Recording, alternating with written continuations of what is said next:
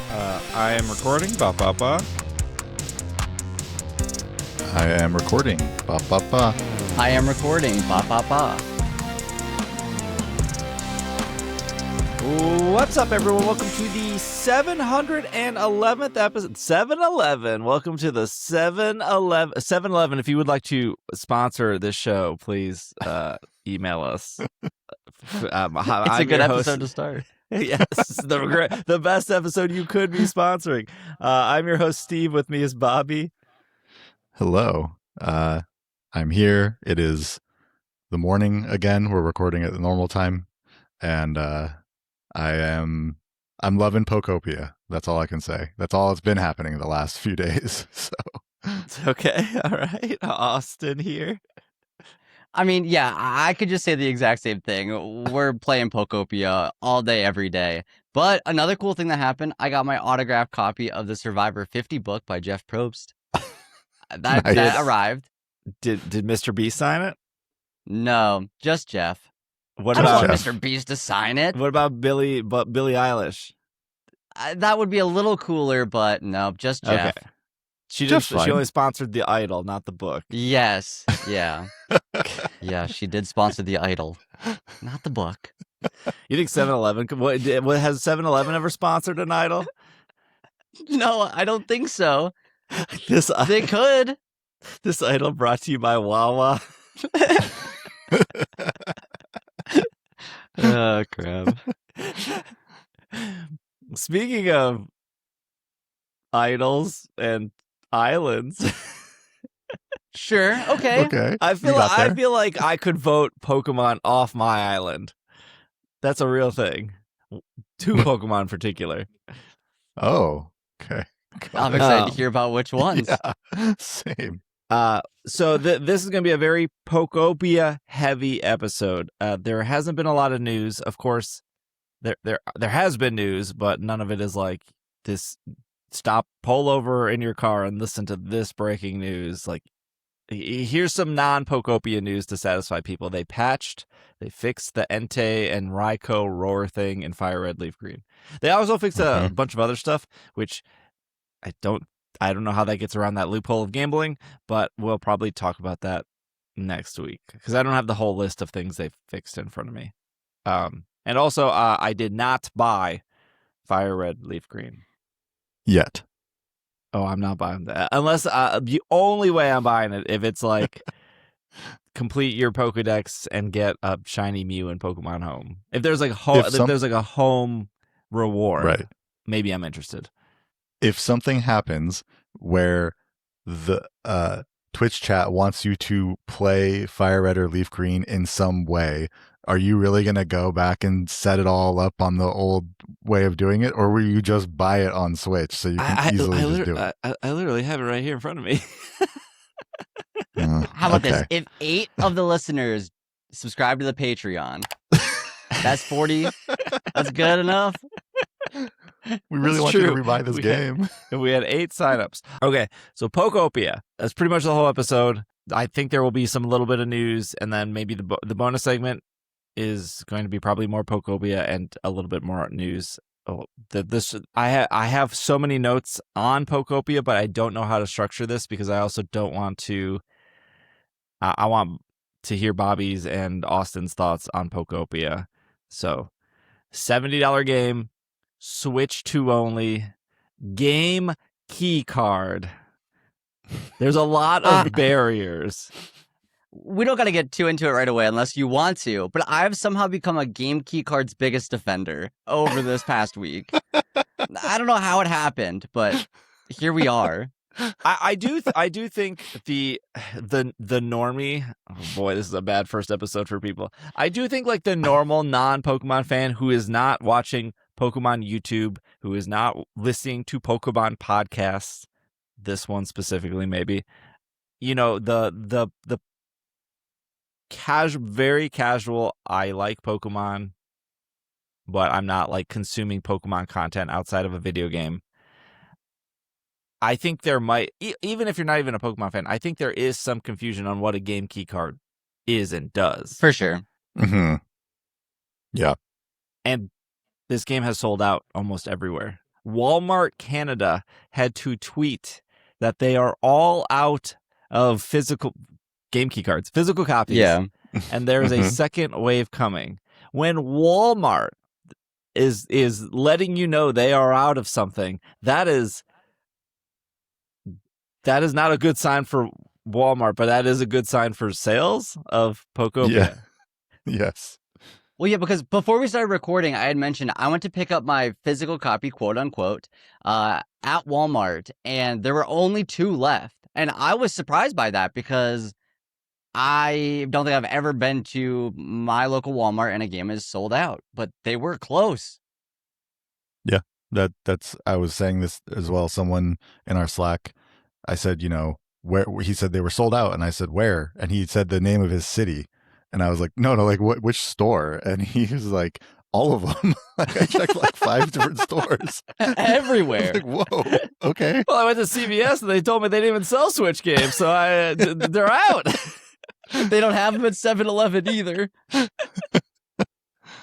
Yeah, I was surprised. I was very surprised to hear that, how it was just sold out everywhere. So that's great, I think. The game key card reminds me of a conversation I had last night with somebody, and they came in and they came into my Twitch stream and they said, everyone is talking about how good this game is. And I don't think I like cozy games. I don't know if I should get it or not. And I said, well, you should get a game key card version, because if you don't like it, you can sell it, or you can give it to a friend, or you can like trade it into GameStop, right? But GameStop probably gonna give you like $10 for it. But if you got the digital version, you're stuck with that forever. You can't do anything with it.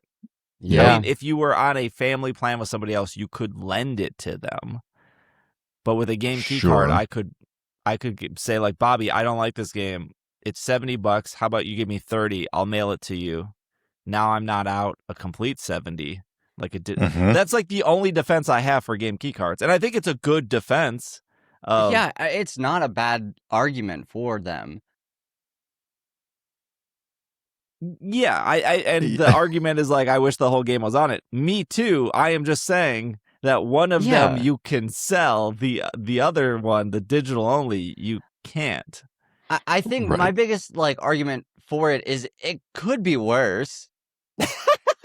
It could be worse. Sure. Which, like, I've talked about it before here. Like, I don't love them. I actively think they should be completely on the cartridge.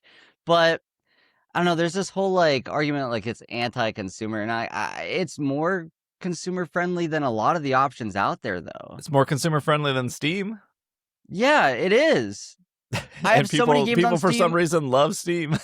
I have so I don't many think games Steam on is bad Steam. for the record. Steam is fine. I've never played half of the games I own on there. I can't do anything with them. They're stuck there. I can't get rid of them. Can't sell them. Yeah. I think that it comes from more from like, this wasn't how Nintendo was, right? Sure. And then it has become this way. And you could say the same thing about like any of these consoles, right? I mean, PlayStation, Xbox, like you buy a disc, but you have to go download like half the game on the internet when you pop the disc in. So it's a problem. I think I bought Hitman 3 and it was like, you can play the first level, but don't play it too fast because we're downloading the entire game behind the scenes. Exactly. It's a problem, but it's not a solely game key card problem. It's a larger thing. Yes. Yeah, I mean, like, it's no surprise that the game key cards are selling out, and you can't walk into a Walmart and you can't walk into a Best Buy and everything, because, like, I think the normie, not chronically online person just doesn't care. Yeah. And this is coming from somebody who I am chronically online, right? I have to be. That's like my job. So I see everyone's takes. I have to like limit my time on Twitter, and like I cannot reply to these inaccurate or misinformation things. I just have to move on and accept that like there is no winning this argument, or like I'm figuring that out as we go. Yep. I'm like not correcting anyone. Sometimes like you put an opinion out there or you put a statement out there, which we're going to talk to about like Stardew Valley and Animal Crossing and why people use those two games and they don't bring up Dragon Quest Builders. There's a very good reason why that's happening. So like, does this mean like Nintendo won the game key card thing? I think they were going to do it regardless of whether this specific game sold well or not. Yeah, this was not. They weren't going to test this out here and then say, "Oh, no, we're going back to physical, like no game key cards." That this is the plan going forward. At most, I see more options for cartridge sizes. But Yeah, even then, we- it's like they're still going to do them. Because they already did. They already added another one, didn't they? Or they have They're plans to add planning another to. one? There was Yeah. plans to add more options of game key cards. But again, I don't even think that's cartridges. Game cartridges, yes. But I think the AI boom has screwed up a lot of production and a lot of chipsets. I would love to upgrade the RAM in my PC. I don't think that's. I think it is cheaper to buy a new PC than to Yes, just it is. upgrade Yep. my RAM. Good Yes, luck. it is. I think that's where we came down to. Okay, let's actually talk about the. I will. Here's your. I know people play these games at very different speeds. This is a very big game, I think. So while there is a story to this game, we will not talk about the story spoilers. I might say like the story is good, or you will unveil more of the story, but we're not gonna ruin the story for you. But we are going to talk about mechanics. So there's your spoiler warning. Your disclosure here is the Pokemon Company and Nintendo sent me a free copy of Pokopia. They also sent me like a little terrarium. I don't. Marketing is really weird sometimes. I have Was my it a own real thoughts. plant? Is it? I don't think it's real. Is Okay. it Pokemon I'm themed sure at all? I didn't fully Or is it- unbox it. Okay. Okay. All right. That's. I'll get You've to been it too busy eventually. playing the game. That's yes, true. And before anyone goes like, "Oh, Steve was paid," that's why he's going to say it's good. They sent me Brilliant Diamond, Shining Pearl. I said those games sucked. Here's what Yeah. it is. Definitely They saw. didn't send me the game, but I bought it twice. Oh, okay, there you go. Perfect. And I'm in between the both of you. I they didn't send me the game either, and I bought it once. So All right, game key card or digital? digital for me. Okay, I had to get one of each. Not messing with physical stuff. No, you're just not all winning your digital. argument over there, Austin. You're like, I hate game key cards. Also, I bought the game twice. Well, you know. You like having a game on your shelf, though. I do, yeah. Specifically Pokemon games on my shelf, yes. Okay, that's fine. Some So it's people like decoration. having 1,000+ games in their Steam collection that they've never played. That those people exist too. That's Probably also not often. listening to this. That is podcast. also me.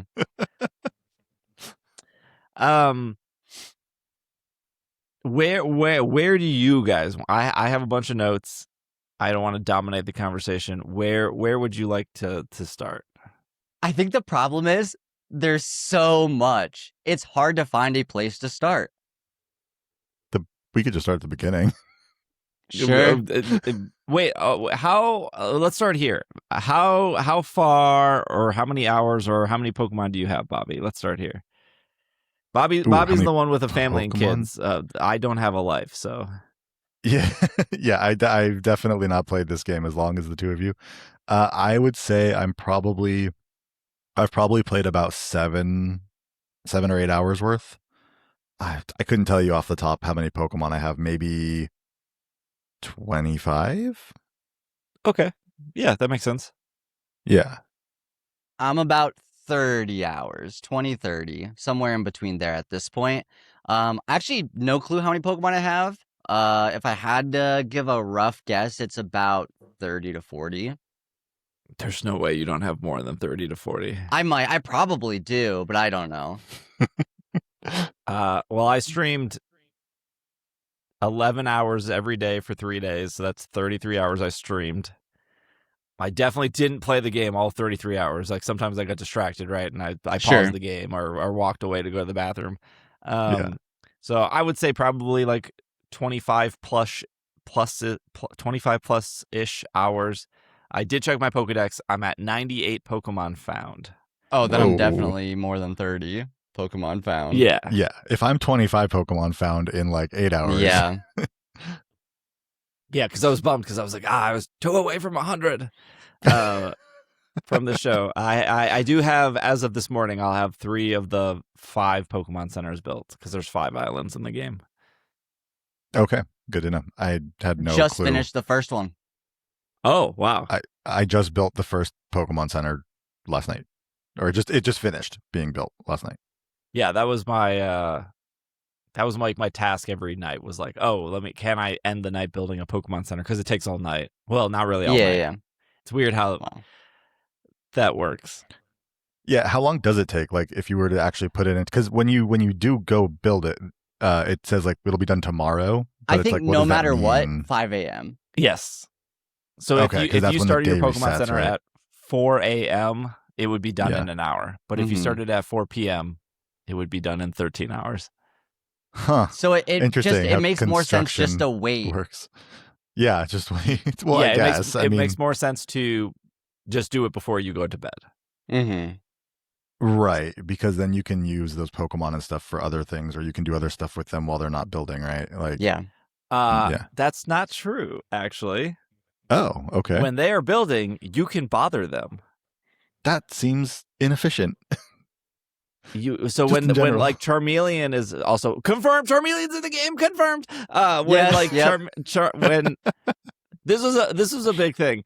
This is what I'll say because I think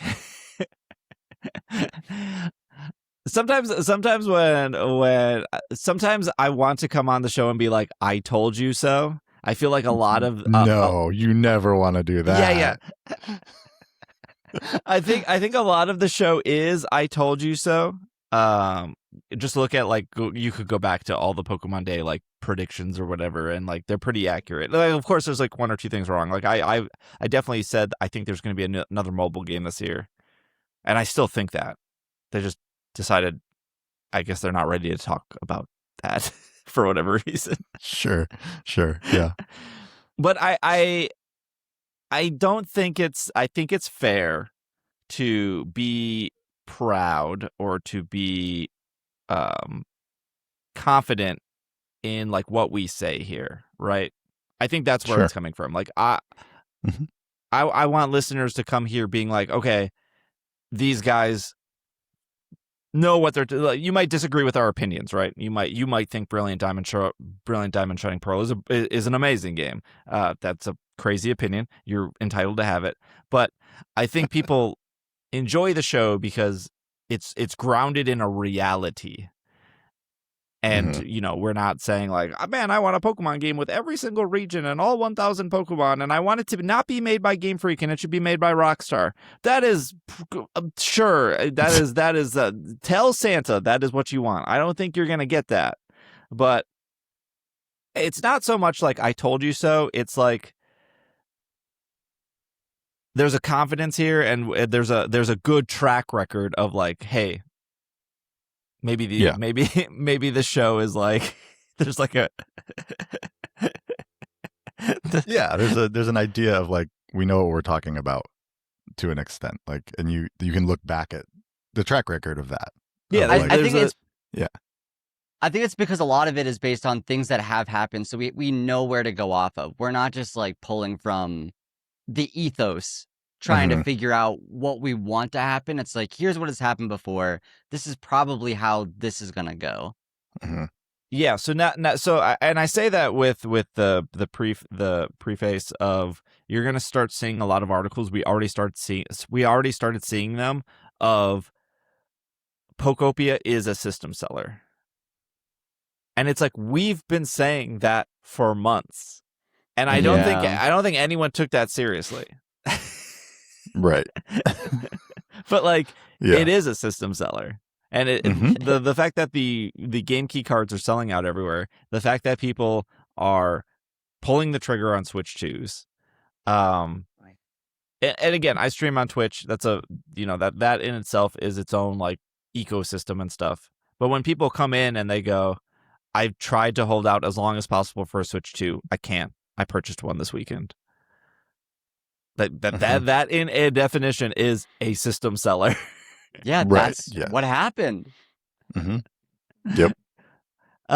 So there's no surprises. There's like little things too where like a month ago I'm pretty sure Pokemon don't evolve. That is very true in this game. A month ago I was like, I'm pretty sure there's probably not going to be shiny Pokemon in this game, because if they're showing that you put a punching bag next to a bench and that's how you get a Hitmonchan, and if you look at all the footage, you're not seeing 2 Hitmonchans, you're not seeing 2 Charmanders, you're not. How would you even shiny hunt if a bench and a punching bag get to a Hitmonchan? Yeah.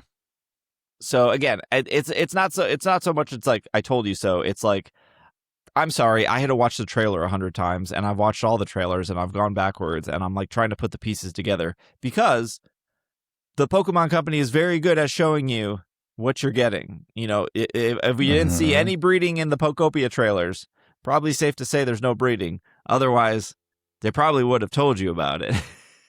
Yeah. I will say the one thing that they wouldn't have shown off would have been shiny Pokemon. Right. They probably would have just not shown shiny Pokemon. But if they're showing you like how a spawn happens. Yeah. And you're like, oh, I think you're only going to get one Hitmonchan here. And you can look at the trailers and say there's not one image or scene in this on all the trailers they've shown us with more than one of a species in there. You can then kind of get the idea of, okay, there's probably not going to be shiny Pokemon if there's only one of each species. Yeah. We can circle back to the shiny Pokemon conversation, because I do think it's important. But going back to like making your Pokemon work. So if Charmeleon confirmed, this podcast is always right. Subscribe on Patreon. 7-Eleven, please sponsor us. If a Pokemon is working, and I didn't know this until maybe like 20 hours in. So for example, like Scyther can make you lumber. And Scyther is one of the builders you get pretty early on. Or not a builder, but like he is usually needs to be there for a house build. You can just walk up to him and talk to him, and you can say like, hey, we live in a capitalistic society, and I know you're working one job, but I'm going to need you to work 2 jobs. And he'll be like, I hear you, man. The money's tight. We have a housing problem. Yeah. We have a food problem. The island looks like a hot mess. And now you're telling me I have to work 2 jobs? Yeah, this is real life. Like, he gets it. So he's building a house. You can stop him, and you can say, I also need you to make me 50 lumber. But this house needs to be done tomorrow. Just a heads up here. And that works. Get all your working done. That is every job. That's how it works. Yeah. Well, what I will say, though, I did have a Bulbasaur trying to build a home, and I went up to him to try to see if he would follow me because I wanted some plants to grow, and he would not leave the area. But you can still talk to them, give them items and stuff. Yeah. So I don't think you're able to pull them away from the job at hand, but you can still have them do their task at the job building. site. Yeah. Yes. You can also tell them to stop building. Like if it says if you assign them to an all-night build and you're like, oh, I need to build, the hut or whatever. And this is one of, I have like 3 complaints of the game, and I have a million things I love about the game, but I don't mind the all-night build. That like doesn't bother me at all. What is a little jarring to me is one building is 15 minutes, the other building is an hour, and then everything else is all night. Like there's I haven't gotten to I haven't built other things yet. Just the den, the first den, and then the Pokemon Center. Yeah, so the Pokemon Center's all night. The little den is like 15 minutes. There's like a bigger den that's an hour, and it will tell you it's an hour. And then everything else is all night. There's nothing that's like 5 hours or 6 hours or 10 hours. But all night means like, again, start at 5 4 a.m. It's done in an hour, or 4:30 and it's done in a half hour, right? Yeah. So, Yeah. Okay. It's almost like anything. Weird. Even there was even a statue I built all night. What? Really? And I was like, oh, I think the statue needed 4 Pokemon. I think it's anything that's 4 or more No, because the one of the huts is like 4 Pokemon, and that was 1 An hour. hour. Yeah, I'm not That's sure how weird. they decide which I ones mean, if take you're longer. only playing at night, which is maybe people who are working a 9 to 5, Yeah, maybe that's fine. But that if is me. I feel like if I Like, woke up at 10 and I wanted to build something and it said 5 hours, I would be like, oh, great, cool. It'll be done in the afternoon. Perfect. Like, that's exciting. right. So I just thought there would be more stepping stones of like 15 minutes, 1 hour, 3 hours, 5 hours, 6 hours all night. And it's just Sure. either 1 hour max or all night. They maybe they don't have so many in between because of the fact that like the all night one could take literally 12 hours or it could take 15 minutes depending on what time you do it. So they didn't want to have like too many differentiators where it's like a 2-hour build, a 6-hour build, an 8-hour build, and then like the all night could just be 15 minutes if you do it at 4:45 in the morning. Like, Yeah. I would probably feel worse if it was like, well, this is 8 hours, but this other one is like all night, which could be short or long. So maybe they just wanted to like just have a couple options in there. It is still weird that so many of them are all night, like the statue. Why is that all night? I kind of don't mind the all day ones or the all night ones because it gives me a reason to go do other stuff. Like, obviously, I'm going to be doing other stuff. The amount of times I get sidetracked in this game, Yeah. so much. But Yeah. it's nice to be like, okay, this is done. Now I can go work on this area, or I can go over here and do this stuff. So I actually think I kind of like the real time stuff they've added into the game. But that could be a hot take. I'm not sure if everybody loves that, but You're still on the first island? Did you leave the first island, Austin? I did. Yeah. I Oh, okay. did a little bit of exploring in like the first 3. Yeah. Well, the game kind Yeah. of gives you a choice to go Mm-hmm. to 2 different areas. I think one area is the better second area. I would agree. Because I went to, without spoilers, obviously, we're not going to talk about anything, but I went to the one area. I did honestly, I probably played like 7 hours in that area. And then I was like, oh, actually, I'm going to go check out the other area now, even though I wasn't complete with that one. And I was like, oh, I should have came here first. Yeah. Yeah. But like you can go and you can pick either one. Like, it's not Yeah. you'll Yeah. eventually get everything. It's just Yeah. there's so the first area you start in is Fuchsia City, technically. Yes. Right. The cycling road is like right there, which That's connects so to cool Fuchsia. to see that. Yeah. And then if you pick up items on the ground, the biggest takeaway is like you'll get a gym leader's outfit there. Mm-hmm. So like you'll get Koga's outfit, and there might be some like dialogue that mentions Koga, or I think even Janine is mentioned. There's also there's other people who are mentioned that are not from Fuchsia though in that area. Yes. So the 2 other areas, I don't think these were also shown in the trailer. So I don't think it's a spoiler here. The 2 other areas were shown in trailers. The other one area is Vermilion City, which I think is the one you shouldn't go to first, but you can. I agree. Okay. And you'll get Lieutenant Surge's outfit there. You're right. Yeah. But also the SS Anne is there. Is there a truck there?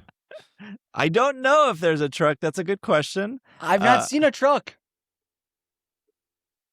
So you could go that way. Also, the Pokemon fan club is there if you would like to find that. That is Nice. there. The other way, which I think you should go, is Pewter City. Okay. Which you'll get Brock's outfit.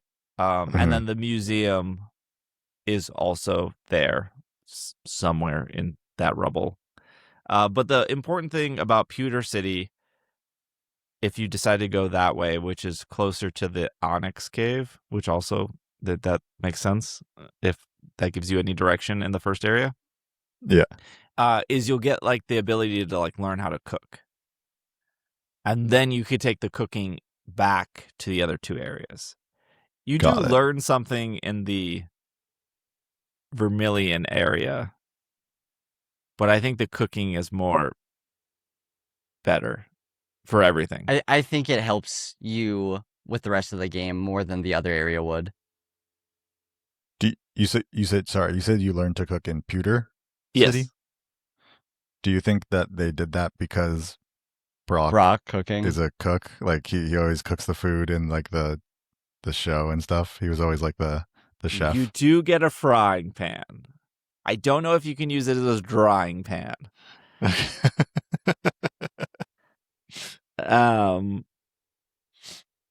Yeah,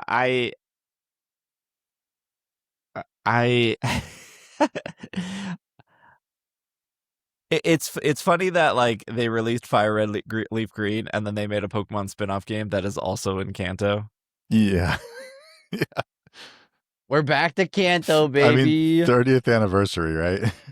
Bring it back to the beginning again. I mean, like you find like Illumise and Volbeat in like the first area, or you can find them. So it's not it's not like the first area. It's not like the game is Kanto focused. There are about 300 Pokemon in Pokopia, and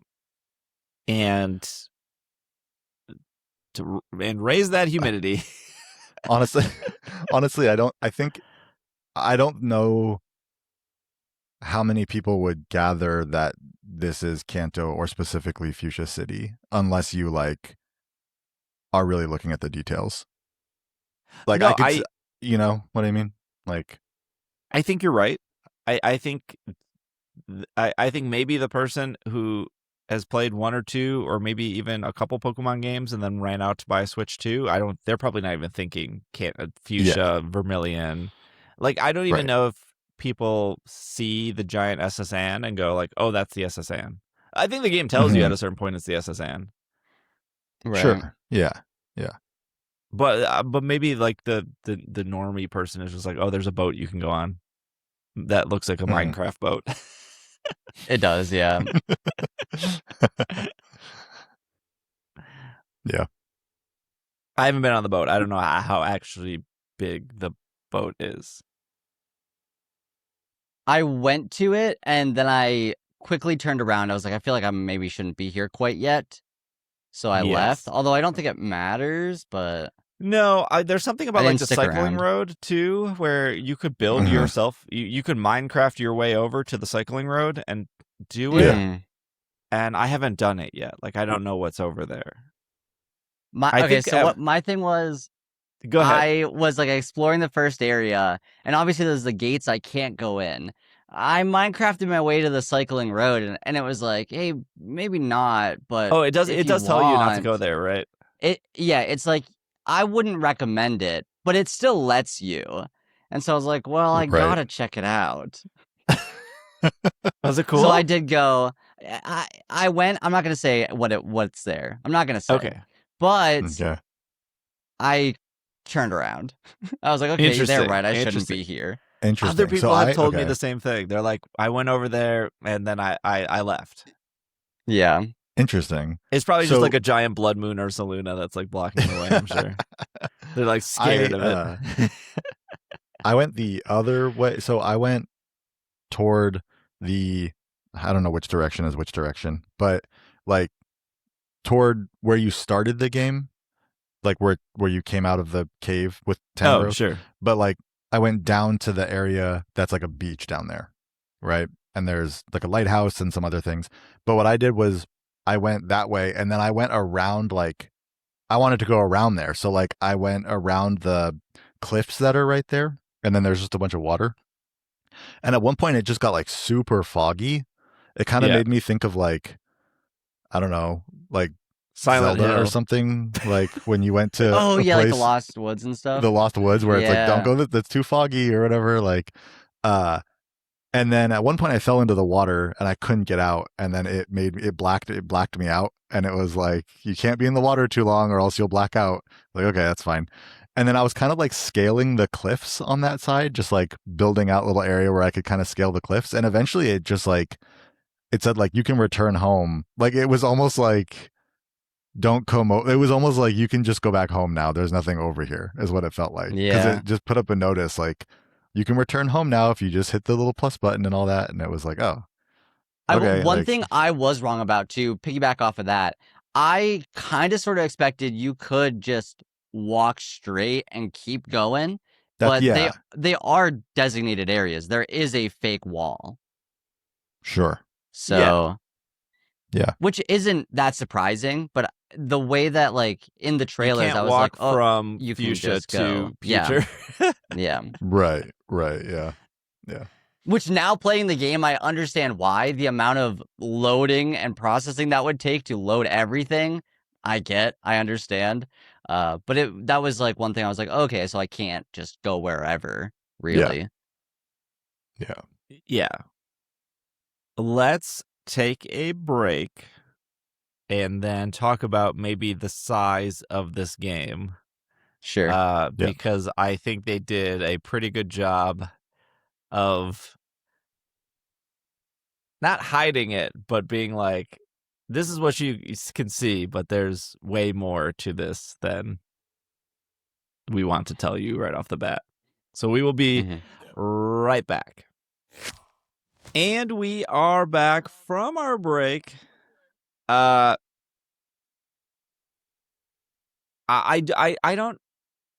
don't think any of the trailers showed the like true scale and size of the game. And I don't think that's like the trailer's fault, because it's not like the trailer's going to be like, let me walk my character straight for, you know, the 5-minute Sure. trailer. There's like a bunch of cuts and Yeah. everything.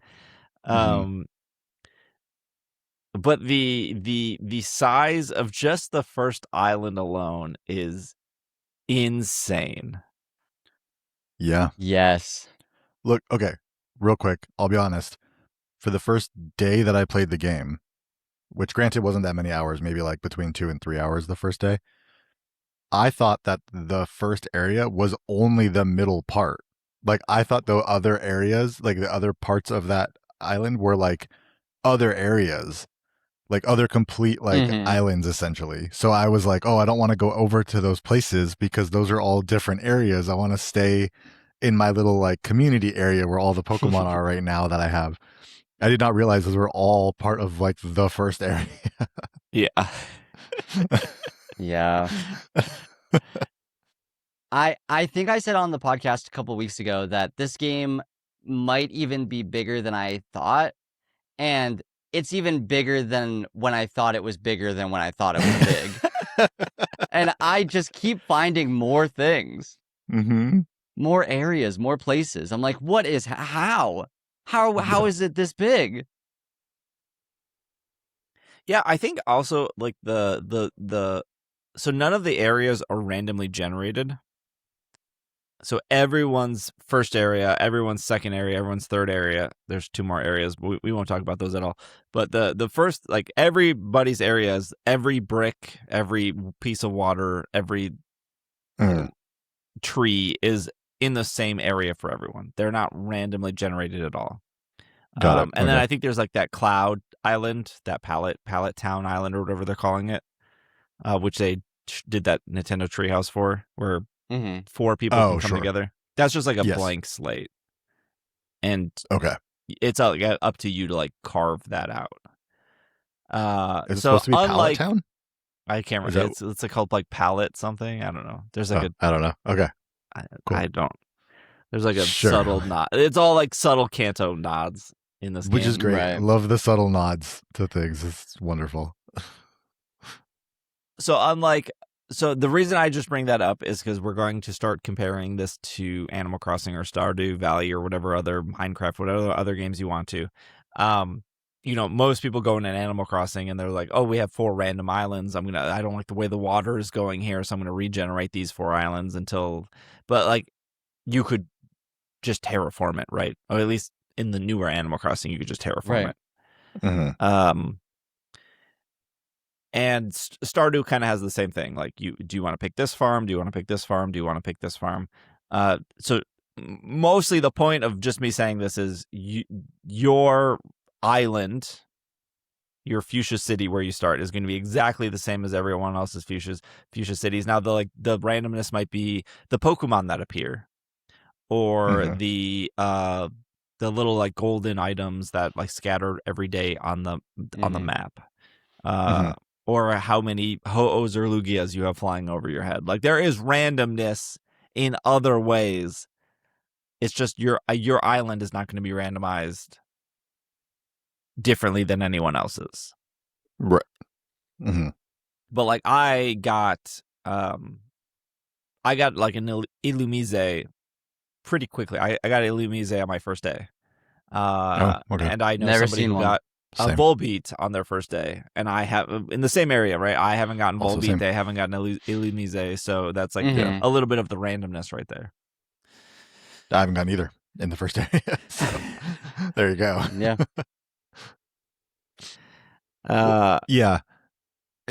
There's something to that as well, right? Because while it starts exactly the same, the moment you do anything to it, that's where the differentiation comes from, right? Because you can make kind of a multitude of habitats happen in different parts of it, right? Like you could make a certain habitat with dried grass and smooth rock, and I could just not make that habitat in that Yeah. area, right? And so then you would see Pokemon I'm not going to see, and it immediately becomes different the moment you're like living in it. Or you could be like me also, and when you get to a new area, you're like, these are all the habitats I've made in the other one. I'm going to try them all here instantly before I talk to anyone. I mean, yeah. See what That's the- happens. yeah. See what shows up. That's a way to do it, yeah. And maybe some people don't think that way. But I'm like, oh, I well, don't think I would have thought that way, and I'm thinking that way, but I wasn't right, before. but like it was like, Speaking- oh, well, four pieces of grass near water worked in the other area. It's probably going to work here, right? Yeah, Speaking true. of habitats, when you build a habitat, sometimes it'll give you like there's a common, a rare, very Mhm. rare Pokemon that can show Mhm. up. If you just build the habitat 3 times, you're getting all 3 of them, right? That's how that works. Kinda. Okay.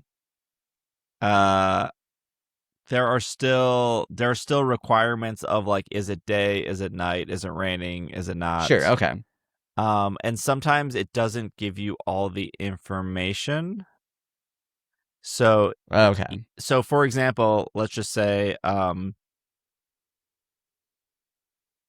I found a Blastoise, right?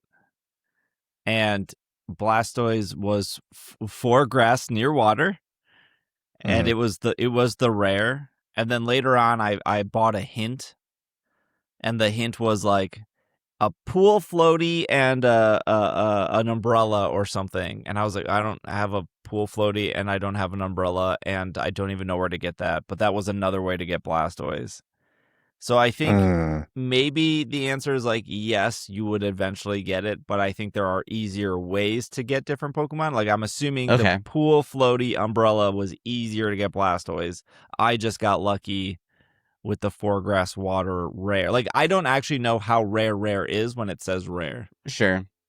Well, because what I remember that saying is if a Pokemon is rare or very rare, that it just takes a lot longer for it to show up. That's kind of what I was thinking, because it's not like I can get 4 Bulbasaur and then randomly a Venusaur shows up. Yeah, It's no, like it says that it. There's a flyer in here. Sorry. That it says that it tells you that in the game. Like it tells you if a Pokemon is rare or very rare. One of the Pokemon tells you that it will take longer for them to show up or something along those lines. So I think that's kind of the only. So you can probably get, like, to your point, Steve. There's probably ways to make Blastoise like a common or rare versus very rare if like you have a habitat with the umbrella and the floaty versus just the grass near the water, right? Like it probably becomes like a different category of how quickly it'll show up. There's also like in the first area there was I think I got like the silhouette for Girder. I still don't have a Girder, and I've seen other people with Girder. Like I have Timber. And I think the requirement is 1 rock and then 4 grass, right? That's like the thing. Mm-hmm. Yeah. And Girder is not rare. I think maybe Girder's like uncommon or something. He's definitely not like Blastoise rare. Sure. Right. Girder is not on the same level as Blastoise, is what I'm saying. Ain't no way. And it has been more. I played the game for 30 hours. He's still not there. That one habitat, which was like the 4th habitat I built, which was like, okay, I got it says a a Pokemon habitat has been found. 4 pieces of grass next to a rock. Silhouette is a girder. It's still not a girder. It's nothing. I don't like. Sounds So like that's why I'm Girder like, is am more I rare missing than something? Blastoise. Like, am I missing something where the Blastoise spawned in a very rare Blastoise spawned in quicker than, a habitat I set up 30 hours ago for Girder to what they told me to do. Like, I Right. also don't know if, like, I built a habitat for, I won't spoil the Pokemon. It's not that rare of a Pokemon, but a bird Pokemon. And I was like, oh, I have to move this habitat. Like, I need to put a building here. And the habitat was up for maybe 8 hours.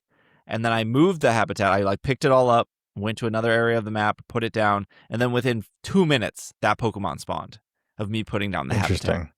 And I'm like, Hmm. how I would love to know the behind the scenes of how a Pokemon spawns in, because is it like, Right. does picking up the habitat reset the timer? Is it like in this? I don't think it works like this, but I'm just going to give a comparison. In specifically gold, silver, and crystal, the eggs in the game are based on steps. So what happens is Mhm. every like 500 steps you take in gold and silver, when you have 2 Pokemon in a daycare that love each other very much, the game will flip a coin. And if it's heads, it'll generate you an egg. And if it's tails, you will have to walk another 500 steps for it to flip that coin. So you could walk, 2,000 steps, maybe that takes you 10 minutes, and then still have no egg and be like, what's wrong with the game? Well, the game is testing. It's just flipping a coin every time you hit that 500 steps, and you just keep failing. And that's why, like, certain Pokemon in Gold and Silver, it might flip the coin at like 250 steps, or a Dratini might flip a coin at, 1,000 steps. But if you were to take the Pokemon out at 499 steps, you've missed that coin flip. So I Right. don't know how the game, like like this bird habitat was up for 8 hours, no Pokemon. I picked it up to move it. I'm assuming something reset, maybe, and then I set it back up, and then 2 minutes later I turned around and the bird was there. Like, did it take total time? Did it know that habitat existed and I just moved it, and because I moved it, it didn't reset it? Like, I'm very curious of how that works, because my girder still isn't there. And I have a girder. You have Girder? Yep, and I just did the same thing, so I'm not sure. Girder's probably a more pleasant Pokemon to talk to than Squirtle. That's probably. I don't know. It's a girder. It's a I'm not Girder. sure. But I absolutely adore the system that's there. Like the habitat system, I love it. I think it's great. Like it does make it feel like I am capturing Pokemon. Like, obviously I'm not throwing a Pokeball at them, and obviously I'm also a Pokemon. But it scratches the same itch as completing the Pokédex in a main series game. Yeah, Yes. for To me. sure. Mm-hmm. Yeah, because I want to get everybody. Yeah. I Except want to build a Girder. little habitat for everyone. Yeah, no, yes, I agree. I want to build a habitat for everyone. I want to get everything there. I will say it does feel a little overwhelming that once they have arrived, it's like, oh, now I gotta get their comfort level up. And the more Pokemon that there are, the more Pokemon that there are to get their comfort level up. Yeah. And like, I do feel, and I realize it's just a game, but I do feel slightly like I just built Charmander a den, and then I'm like, well, what do Squirtle and Bulbasaur think about that? Because Bulbasaur just has a straw bed, and Squirtle and now Charmander's got a house. Like, that seems unfair. Yeah, poor everybody else. Yeah. Yeah, I mean, I've just been like, the way that I've been going about it is I've just been picking a Pokemon to try to like up their, their comfort level. And then after I get to like a point where I'm like, okay, I feel pretty good about that, I'll like move on to the next one. Yeah. Makes sense. I don't do too much with their comfort levels at all. Like, I'm sure that I've looked at them a couple times, and like if I do talk to them on accident, I'm like, well, I'm already talking to you, so here's like a berry. I'm sure there's a point where I'll have to look that like Girder loves sweets, and Conkelder loves, I don't know, bitter or something like that. I'm sure that's a point where the items do different things. Right. But I'm just like so distracted by other things that they're not like their happiness meter doesn't matter. It's just like I'll get to it when I get to it. I have like 8 other things I need to do. Going back to the habitats, I am like the one that's like, okay, well, if it's saying that there's 6 Pokemon in an all grass habitat, I'm gonna make a bunch of all grasses, and then I'm gonna go to the top of the mountains. I'm gonna make a bunch of grass up there because that's a different type of grass, and then I'm gonna put 4 Mhm. flowers together. Like I'm making more habitats than they're saying is required, because I think I don't Sure. know. Again, I don't know how Pokemon spawn in. Like, but I think that like in my head, it's like, well, that must improve my chances, right? Like if only You one would think Pokemon can so. spawn from 4 flowers, I'm gonna Mhm. make 6 4-flower patches to optimize my chance of the one Pokemon. But I don't know if that's how it works. Sure. Maybe I'm hurting my chances. Maybe it's like splitting the time between the 6, and actually I would get it faster if I I don't only had know. one. Like I don't Yeah, I actually don't know. know. But I'm doing it I would anyways. I would think it like Hmm. it re-rolls it, so it's like here's another chance to get this one. That's how I would Yeah. interpret that, but I'm not sure. Yeah. But when I got to Brock's area, when I got to Pewter City, it said like only one Pokemon could spawn with 4 moss next to the hot spring.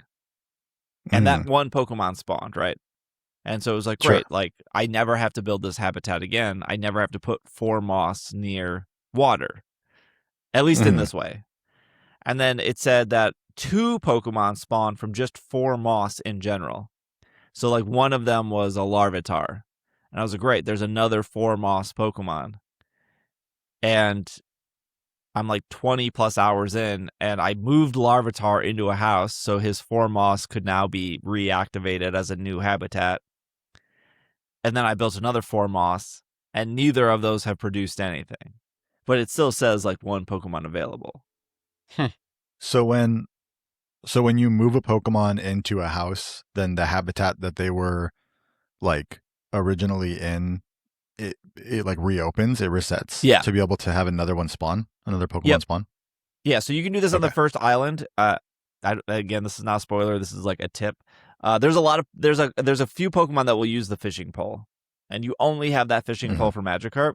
So as soon as you can house Magikarp, do it. Like get Magikarp into a house, because then that fishing pole can spawn other Pokemon in. Like as soon Got as it. I Okay. as soon as I house Magikarp, within like again, I still don't have Girder. The rock in the shade has been there for 30 hours. As soon as I housed Magikarp, and I feel like I'm doing a great. I should run for some sort of city council or office. I feel like I'm solving the housing problem here. As soon as I housed Magikarp, the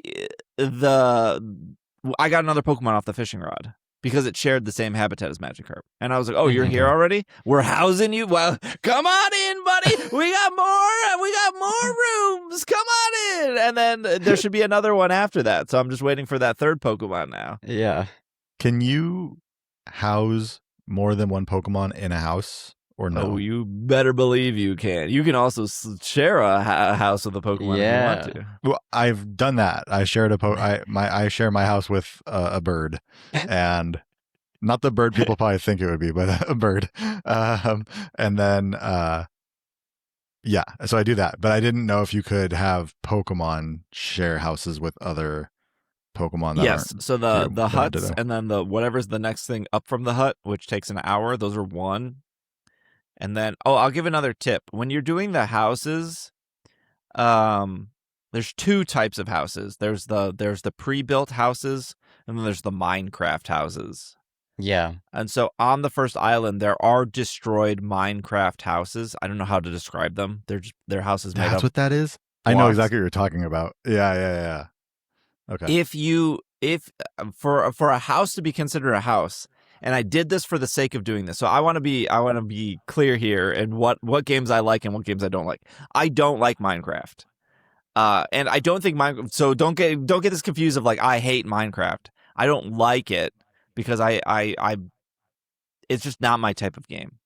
Like, but I also don't like a game like Little Big Planet, which I Sure. think is very Okay. similar in that sense of, maybe the two reasons are like I don't find it fun to put like Legos together. Like if I bought a Lego set, which I haven't done in 20 some years.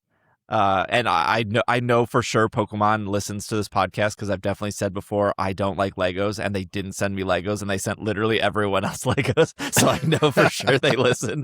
But that's fine, that's fair. I did say I don't like Legos. I know you guys are listening. That's fine. But if I was to get a Lego set, I would just follow the instructions, and I would never build Sure. anything Right. differently. Right.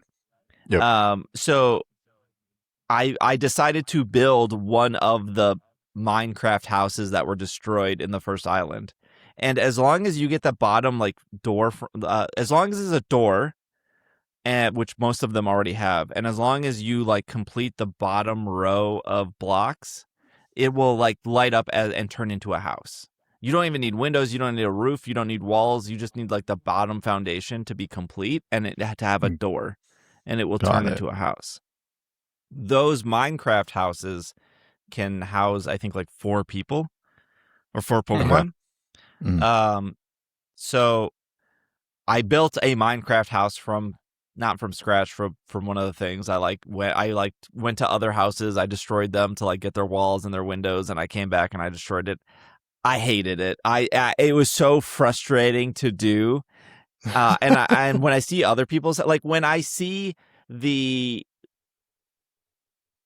towers or whatever that are Minecraft towers, I think they look so cool, and I look at them and I understand what blocks they use, and I just think like, give me the Lego sheet of how you did this, and maybe I'll try to recreate it.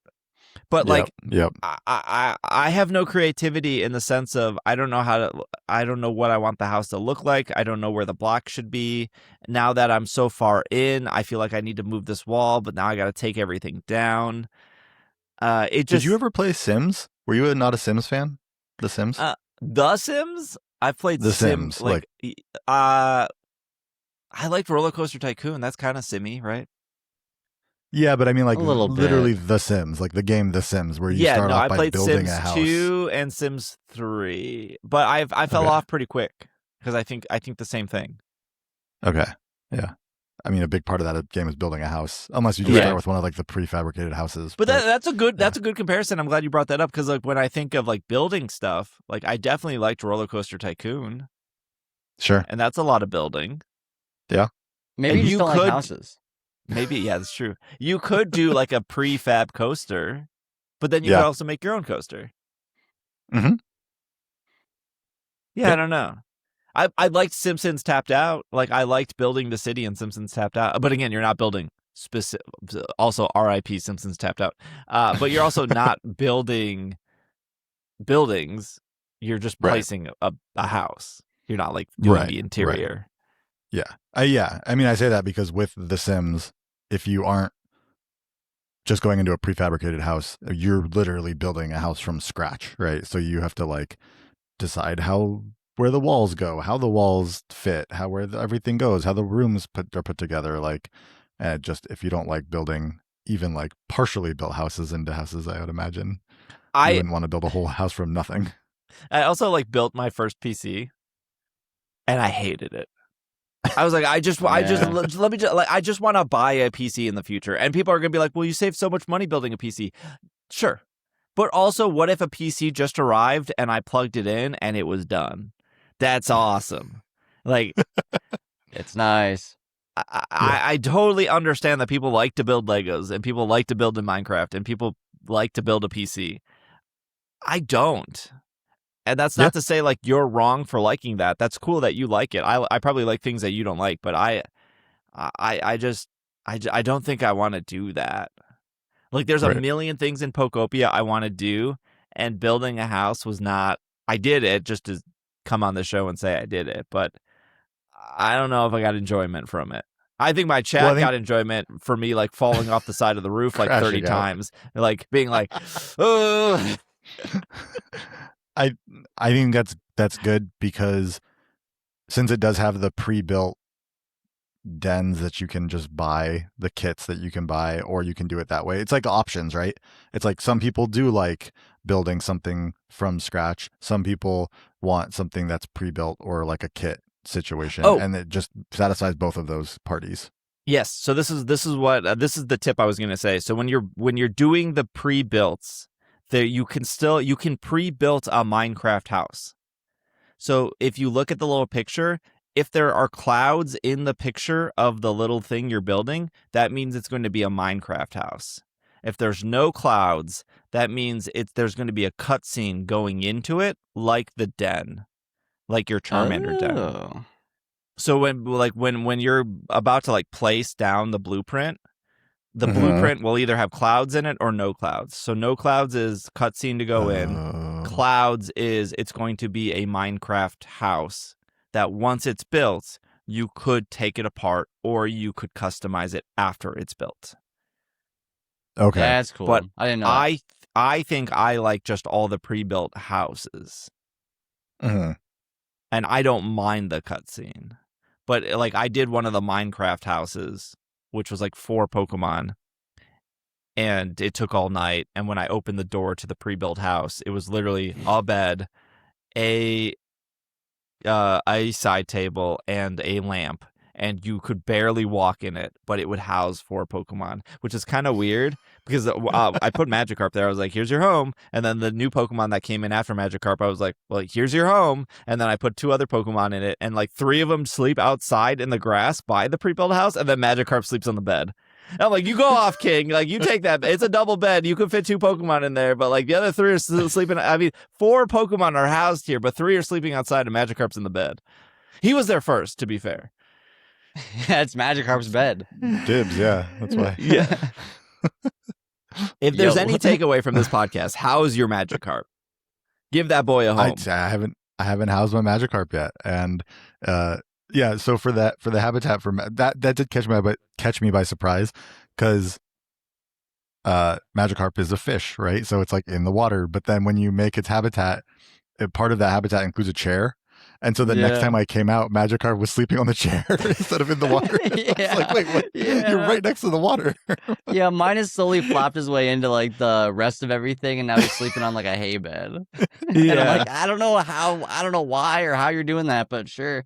Oh yeah, I did realize that was one thing that caught me off guard too, is because obviously like if you walk up to a Pokemon or if you walk into a Pokemon's habitat, you can, I think it's, you press the right stick in, Yeah, and you can see a border of like that Pokemon's habitat. Where I didn't know you could do that. Oh yeah. If you push the right stick in, it will show you the border of where that Pokemon's habitat is, so you can place like the item that they want anywhere within that border, and it'll be good enough for them. But if you place it outside of that You're border, just encouraging the housing crisis. Put these Pokemon in houses. Stop decorating their little grass patches that they're living in. House them. Whatever. Okay. Anyways, so, but if the Pokemon habitats are close enough, they share that border area, right? They share one section. They overlap, right? And so I think I had like, it was Squirtle wanted a bed. And so I gave Squirtle like a straw bed near some water or something. And then like it was all happy, whatever, slept in that bed. And then like later I came back and Combi was sleeping in Squirtle's bed. And I was like, wait, why is Combi like, why did it just steal Squirtle's bed? And then I realized like they're both in the same border, like they both are in that same area of that habitat. So like that bed, or maybe anybody just sleeps there, but like I just thought it was weird that Squirtle specifically requested that bed. And then the next time I went, like Combi was sleeping in it and Squirtle was on the ground. What? Give that Combi a house for being a proper member of society. I know. I need to house my Pokemon. But don't house Squirtle. Squirtle's a menace.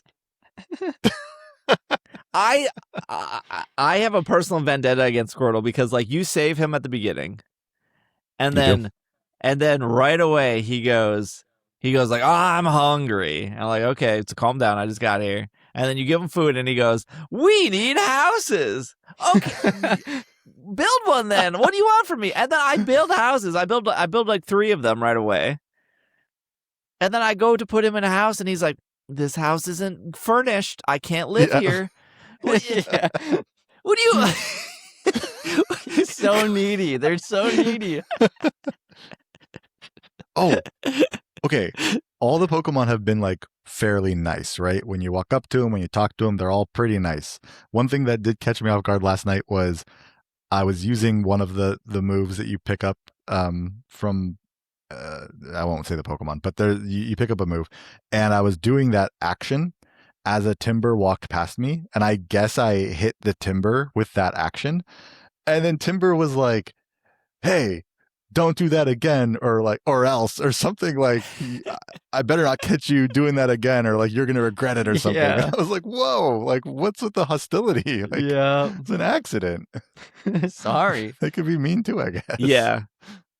I think the habitats are so great, and they're so fun, and a lot of them like reference stuff, which is really great, which I like. Also, I feel like no one's talking about this. The security cameras are amazing. Okay, I haven't used one yet. I have one, but I was like, this is too. I don't know. You're into the housing, but now you got security cameras everywhere. Oh yeah, Like, yeah. We're completely capitalistic here. Like we're making Pokemon do 2 jobs, and we're putting security cameras on them to make sure they're doing both their jobs for little to no pay. And then we're building a house, but we're only putting 1 bed in, so the other Pokemon got to sleep out on the grass. So because the maps are so big, like for example in Pewter City, there's like some Pokemon that are like this is on all maps, it's not exclusive to Pewter, but it's like grass on a high area versus grass on a low area, flowers on a high area versus flowers to a low area. So there that map is a lot more vertical right off the bat. So if you were to go up there and like build 4 habitats, you could put 2 cameras on it. And then as soon as there's rustling of a new Pokemon, you'll get like a push notification that a Pokemon is there. So you don't have to constantly keep going up there to like check. So I'd put like 2 cameras up there. I'd put some cameras in the caves. And then if you like boot up the game the next day, it'll say like security camera 7 has gone off. Or if you leave the area and then you're working on another area, when you come back in, it'll say like security camera 3 is notifying something. So it's really great because the areas are so big that you can monitor those habitats that way. And of course, you could just completely ignore it and just do like a huge lap. Right. But that can be like time consuming. You have to place like 7 cameras next to Girder, so that way when he shows up, you'll know. That's true. There is like I don't know if it's a bug. There is like a small issue to the cameras, and maybe it's only me. So I think the game will only allow you 7 cameras on a map. So when you place down when I placed down an 8th camera, it said something like, "Oh, this camera won't work." It'll like tell you, and then you can't even like go into like, because when you place a camera, you can then hit the button to then adjust where it looks, but you can also just adjust where it looks in your like GTA PDA like pop-up phone thing. Sure. I feel like GTA was the game that like made the phone that pops up with all the buttons like very popular. Yeah. So I placed a camera and it said like, this camera won't work, there's too many cameras. So I was like, okay, cool. I went and I picked up 2 other cameras, and then that camera still didn't work. So I had to go back up to the mountain. I had to pick it up again, and then I had to place it back down again for it to reactivate. So I don't know if that's like a bug, but it was kind of annoying to be like, okay, I guess I'm limited to 7. I'll pick up an old camera. Oh, I have to go back and like replace that. It's still not going to work. That'd be frustrating. I have to go back and replace it. But maybe that's just like, maybe I just love the camera so much that I have that specific issue. But I think I have one placed and I didn't use it. Yeah, I think it is one of the neatest features of a game that is so big that also requires you to like make a million habitats. Right. Yeah, no, that makes sense. That does make sense. I didn't think about it like that. I was kind of like, what am I using these for? Like, yeah, am I just checking up on my Pokemon to make sure they're working? Yeah. Yeah. But that actually makes a lot of sense so that you don't have to go check over and over again if something's popping up. Yeah, you could probably have it where if Pokemon are not making, you could have them watch making a house, but a lot of the house is just timer stuff. So I think it's specifically for Yeah. habitats. Like, I don't know if Yeah. Ho-Oh Feather falls in front of a camera, if the camera notifies you like Ho-Oh Feather is here. Like, I'm not sure if it does that. But that would also have to be like Right. a pretty rare coincidence for it to fall right in front of your camera. Right. Yeah. Yeah. Yeah. True. Okay, let's take another break. And then we'll talk. We'll do the Animal Crossing comparison, I think, when we get Okay. back. So let's Okay. take a quick break. Thank goodness we did the GTA phone comparison. I was really hoping we could squeeze that in there. We'll be right back. And we are back from our break. I do want to clear up some misinformation here before we compare this game to Animal Crossing. Not that the misinformation is Animal Crossing. I'm just gonna read the one paragraph from Wikipedia because I think it does sum it up the best. And of course, Wikipedia has all their sites and sources and whatever. So, Pokopia was initially conceived by Scarlet and Violet director Omori during the game development as a spinoff. Now, Omori, this is not what it says in the Wikipedia. Omori did Sword and Shield, Sun and Moon, multiple other games, right? Mhm. So, Scarlet and Violet, assuming that Omori is probably doing Winds and Waves at this point. When thinking about potential new approaches for the franchise, Omori began to dwell on his earlier work in the series as a map designer of Ruby and Sapphire. We talked about this as well, that his history Yes. of like working through the series and working his way up. And thought it would be appealing for fans to create their own Pokemon habitats, which is crazy because we just spent a half hour talking about how great the habitats are, except for Yep. Girder. As Game Freak lacked experience in a sandbox game genre, Koei Tecmo's Omega Force was chosen to co-develop. This is the important word here. Co-develop the title alongside them when they were recommended by the Pokemon Company. Omega Force previously worked on titles like Dragon Quest Builders 2. Omori served as concept and senior director of the game, while Omega Force's director Edogawa served as chief director. So that's the yes, it is made by the Dragon Quest Builders 2 team. No one's denying that.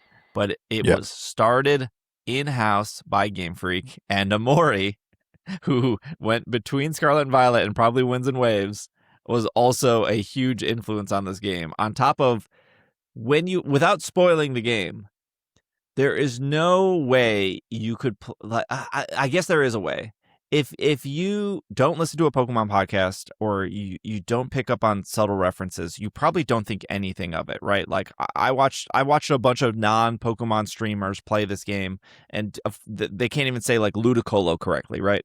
But like they're having a great time, so they probably like and most people don't even think about the developers, right? Sometimes when you bring up Pokemon games, people go, "Oh, like another Nintendo game," and it's like, well, okay, Nintendo's just the publisher.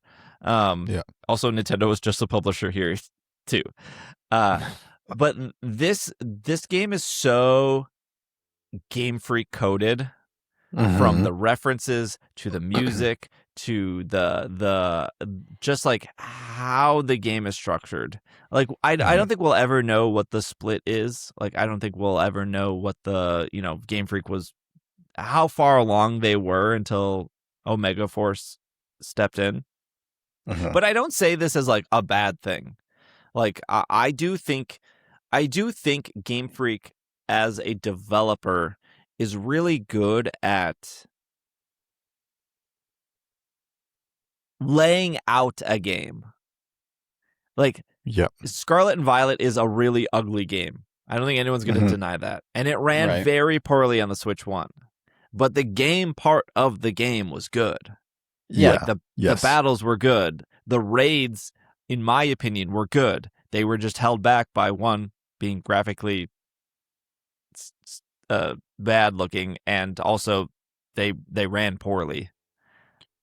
Right. Yeah. Conceptually, Scarlet and Violet was good. Right. The concepts that they had. Yeah. Exactly. You could argue that you don't like the Pokemon. You could argue that you didn't like the story. But like as a game, and you know, I've fell through the floor like twice in like Scarlet and Violet after like 2,000 hours. But I also fell through the floor through like Uncharted 3 and Uncharted 4, and I don't think that like that's like not that big You're of a gonna deal, fall right? through the floor. Yeah. I fall. Has anyone ever played any Fallout game or any like any Bethesda game You're at all? going through that floor. Yeah. If you're not falling through the floor in a Bethesda game, something is probably terribly wrong. Go buy a lottery ticket right now. Yeah, falling through the floor of a video game is like the same as a website crashing for a pre-order, right? Like it's gonna happen no matter whether you're the richest company in the world or not. Like that's gonna happen. So I think when we talk about Pokemon games, or when people talk about Pokemon games, they just throw out the very simple solution of like, well, Game Freak should hire more people. And I don't think that's a really great solution, right? Like I don't think that just like suddenly solves everything, especially because it's not a solution. Right. You got to house these people. You got to get desks for them. You got to make them work 2 jobs. Time and resources, too much. They might like bitter food.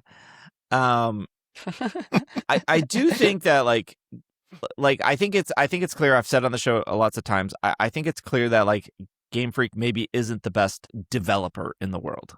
And you can even look at old Pokemon games for this. Even like Fire Red, Leaf Green, right? When you encountered Raikou and Entei back in the day and they used Roar, they were permanently gone from the game. You could never see them again. Yep.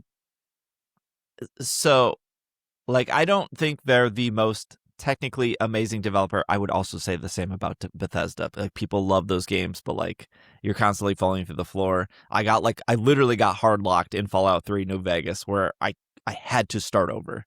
I couldn't go. I just, the game was broken to a point where if I went north, there was 3 death claws and I would instantly die. And if I went south, because I was stuck in a canyon, the game would just crash. So I had to start Fallout 4 New Vegas over after like 20 hours in the game because I was hard locked between 3 death claws and my game crashing if I went south. Trust me, I tried every other way. It didn't work. It was probably faster to start over. But I think that's why I'm a little more optimistic for Beast of Reincarnation, because Game Freak laid the concept of what that game should be, but they're having somebody else make it. And even in that IGN interview, which we have yet to talk about, they said the team that is making Beast of Reincarnation is very large. Nowhere has Game Freak ever said, we are a large team, because they're not. They're 211 people. Right, yeah. But I do think that this game is incredibly well made. And I'm talking about Pokopia. I think it's incredibly well made. I think that other games like Animal Crossing are in trouble. I think that like as a game, it's solid. I think graphically it looks good. I think it runs well. The only load times are between areas, and I don't even think the load times are that bad. Like I don't think they're that bothersome. No, they're not. I think the story, which the game does have a story, I think it's really cute. And it almost reminds me of Blue Prince. And not that they have the same story, they definitely don't. There's no Pokemon in Blue Prince. But I would consider Blue Prince my game of the year last year. I think it was one of the best games I've played ever. And I would have paid $100 for Blue Prince. I literally bought it again on the Switch 2 when it came out. But I like puzzle games. I like roguelikes. It combines both of those. And I like how Blue Prince told that story, which is you have to pick up clues and put things together, and you kind of have to like figure it out, and then you get the reveal at the end. And I think that's great. And that's what they're doing here in Pokopia. You're picking up little notes, you're picking up little pal pad things, and they're filling you in on what's happening. Yep. And you can kind of probably jump to the conclusion of what happened. Sure. But like, I'm still anticipating what that, like, I'm still, even though I think I know what that conclusion is going to be, I'm like excited to see it, just like in Blueprints. Like, I'm putting together all the little notes I'm getting, and I'm like, I think I know what's going to happen here. And then when You're it waiting for that happened, I was like, confirmation. oh, it happened. Yeah. I like that way of storytelling, I think. Yep. I think that might be my favorite part of the game so far, is picking up the notes from the little diary notes, or all the different notes that they have. Just reading those, like, that is, that's probably my favorite part of the game, honestly. I mean, every time I see one, I have to be like, oh, lore, and I have to go get it. Mm-hmm. Oh, there's Yeah. lore. Yep. And just like in Blueprints, the notes aren't like 20 pages long. Like and I think both games are doing this very similarly, like where a note is almost 1 page and it doesn't say a lot. It's like easy to read. I remember playing like Dead Space or Destiny or like Resident Evil sometimes. Cyberpunk is like what you're gonna say as well. Skyrim. Where you pick up a note and it's like a chapter of a book. It's a book. Yeah. And you're like, I don't want to read that. And even in a game like Metal Gear Solid 5 or the walking simulator that he made after that, Death Stranding, you could have it like read it to you, but it's like so long and drawn out, like you just stop paying attention. You're just like, I don't. Yeah, Cyberpunk was that way, and it's like, I love lore and stuff in games, but I'm also like, all right, I'm in the middle, I'm about to battle this big thing, and like we're going all out, and all of a sudden it's like, here's all the details about it, and like here's how it came to be, and it's like, no, I don't want to read, and it's literally like 4 pages worth of text, and it's like, I don't want to read this right now. I'm about to go into battle with this thing. Yeah, there's like, other stuff I'm doing. It's too much. This is Fallout, it's a I perfect think, amount in Pokopia. Like Fallout, sometimes they're short enough where you're like, oh, I get what happened here in this vault, and then other times it's like, all right, this is way too much. Like, give me the details here. What happened? Yeah. No, Pokopia keeps it at a good amount. It's nice and concise with their notes. Yeah, I really like how they're. I like. To be fair, I don't think Pokopia is going to win like story of the year, right? But sure. I think the story is cute. So for those that haven't played, there is a story. Like, there's a reason why you're a Pokemon. There's a reason why you look like your trainer. There's a reason why there's no humans, and you learn pretty early on kind of what happened to them. As long as you're picking up the things, and again, they're like 1 page thing. There are specific notes where it's like, oh, okay, like, I see exactly where this is headed. Yeah. And from all the reviews, it sounds like the ending answers the question. Okay. So like, good. So I don't think it's like, oh, pick your own ending. I think that would be the worst if it just was a cliffhanger ending of like, oh, this is what could have happened. There were 2 reviewers. I spent an entire day on stream just like watching reviews, and there were 2 reviewers that said they cried at the end of Pokopia. That it was like that good. But like I thought the end of Blueprints was like pretty emotional. Even though, like, again, I think I was like, I'm pretty sure I know what's going to happen, and then it happened, and I was like, it happened. Yeah. Also, Blueprints is on the Switch too, and it's on sale. If you like puzzle games, if you don't like solving a puzzle, maybe don't get Blueprints. But I like puzzle games. We are not sponsored by Blueprints. We should be. And 7-Eleven. I don't think you get Blueprints at 7-Eleven, but you should be able to. Also, it took me like 15 hours of playing Blueprints to realize Blue Prince sounds like Blueprint. Blueprint. Yeah. Yeah. And I was like, gosh, I feel so dumb right now. It's a puzzle solving game, but you couldn't solve the first one. I couldn't solve the name of the game. So I think the reason why people come in to stream, or people on social media, or people, maybe even your friends, are like, hey, is this game like Animal Crossing, is because a lot of people played Animal Crossing. It's the one they know. Right. So I looked up sales numbers.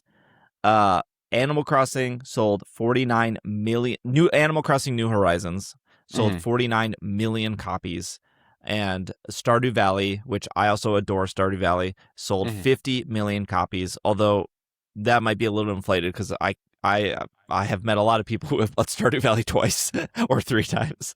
Yeah, sure. Also, Stardew Valley is like $15. Also, you Sure. should maybe like buy Stardew Valley if you've never played Stardew Valley. And then when people are like, well, it's just Dragon Quest Builders. Sure. I do think it's more than Dragon Quest Builders, right? Like, I do think Game Freak had a huge hand in, cultivating a story and putting in all the references and making it feel Pokemon, because it does feel Pokemon. But Dragon Quest Builders 1 and 2 only each sold like 1 million copies each. Like 1.1 million, I think, for Dragon Quest Builders 2. So even though it's made by the Dragon Quest Builders team and Game Freak, it's really hard to say like, oh, it's like Dragon Quest Builders, because only 1 million people played that. No one played it. Right. I mean, 1 million people played it, but also 50 million people played Stardew Valley. 49 million people played Animal Crossing New Horizons. That's a big difference. Yeah. And I will say, before I throw Animal Crossing players under the bus, because I'm about to. Animal Crossing is like a top 5 franchise for me. For like, if I started with the GameCube one, Wild World was like my entire life when I had a DS. I've played them all. I even played the Happy Home Designers / Amiibo Festival. I have all the Animal Crossing amiibos. I have all the Animal Crossing amiibo cards. I feel like I'm one of the biggest Animal Crossing fans in the world. I didn't love New Horizons. I liked it, but I didn't love it. I thought like Stardew Valley was not only a better value, $15 or $60. I thought there was more to Stardew Valley. But like, if I was to like rank like my top 5 series, it would be like Monster Hunter, Pokemon, Destiny. Destiny's not on that list anymore, but a couple of years ago it would have been Destiny, like Final Fantasy, and probably Animal Crossing. So like I'm a huge Animal Crossing fan. I love the Harvest Moon series before they stopped being Harvest Moon, and then they became like Story of Seasons, and then Harvest Moon became something else. I think Stardew Valley is goated. Pokopia blows Animal Crossing out of the water, and it's not even a contest. And I think people are like, it's not fair to compare the two. It is fair to compare the two. And and for some reason, Animal Crossing people think that like you can't compare the two, and Animal Crossing is such a different game and it has such a different experience. No, it's bad. The new Animal Crossing is bad, and other games show that it's bad. And the first thing, go ahead. This game makes Animal Crossing New Horizons look like a joke. It truly does. Absolutely. And I loved that game. But I liked playing that game. this, it's like, come on. But I also at the time thought Stardew made Animal Crossing New Horizons look like a joke. Like, Stardew Valley is 10 years old. It just turned 10 years old a week ago. It was $15, and it has nothing but free updates for 10 years. And there's so much to do in Stardew Valley. And Animal Crossing, when it came out, I was like, yeah, this is good, but like, did they not like look at Stardew Valley? Did they not look at what happened in the last 10 years of like farming / cozy / life sim games? And even if you looked at old Animal Crossing games, you're like, what are you doing with this new one? It's like, again, I think if you've never played Animal Crossing, which the old Animal Crossings did not sell as well as the new one, right? 49 million copies. You would probably be like, this game is awesome. And I think it does do a lot of things right. Like, I put 300, 400 hours into New Horizons. I put like 1,500 hours into Wild World. But here's like the crazy part about Pokopia, and I think Austin will agree with me. When you walk into Pokopia and you see that first island, it is like 10 times bigger than the island you Yeah. get in Animal Crossing. And now Really? imagine that there's 4 more of those areas. Yes, that's what I was saying, because it's like you walk in, you're like, okay, I have my little Animal Crossing island, and that's it. You walk into one area, and it's already larger than that, and there's so much more. I don't understand how it's so big. It's I'm so like big. impressed. And not that like bigger is better. Like just like Sure, not like sure. sure like Brilliant Diamond Shining Pearl has more Pokemon in it than Legends Arceus, but I everyone's gonna agree that Legends Arceus is the better game, right? Like Yeah. like Brilliant Diamond Shining Pearl is a bigger game than Legends Arceus. There's more to do. There's more Pokemon. There's more places to explore. But Legends Arceus is a better game. So it's not that Pokopia is bigger, but when you're in that type of game, that is the thing. The thing you need is space. You need like you are building. So when you're limited to an island, and before we get any further, I know that Animal Crossing has had updates. I know like when Animal Crossing New Horizons came out, there was no red, there was no farming, there was no like hotel island. I think that a lot of that was too late to a lot of players, myself included, as a big Animal Crossing fan.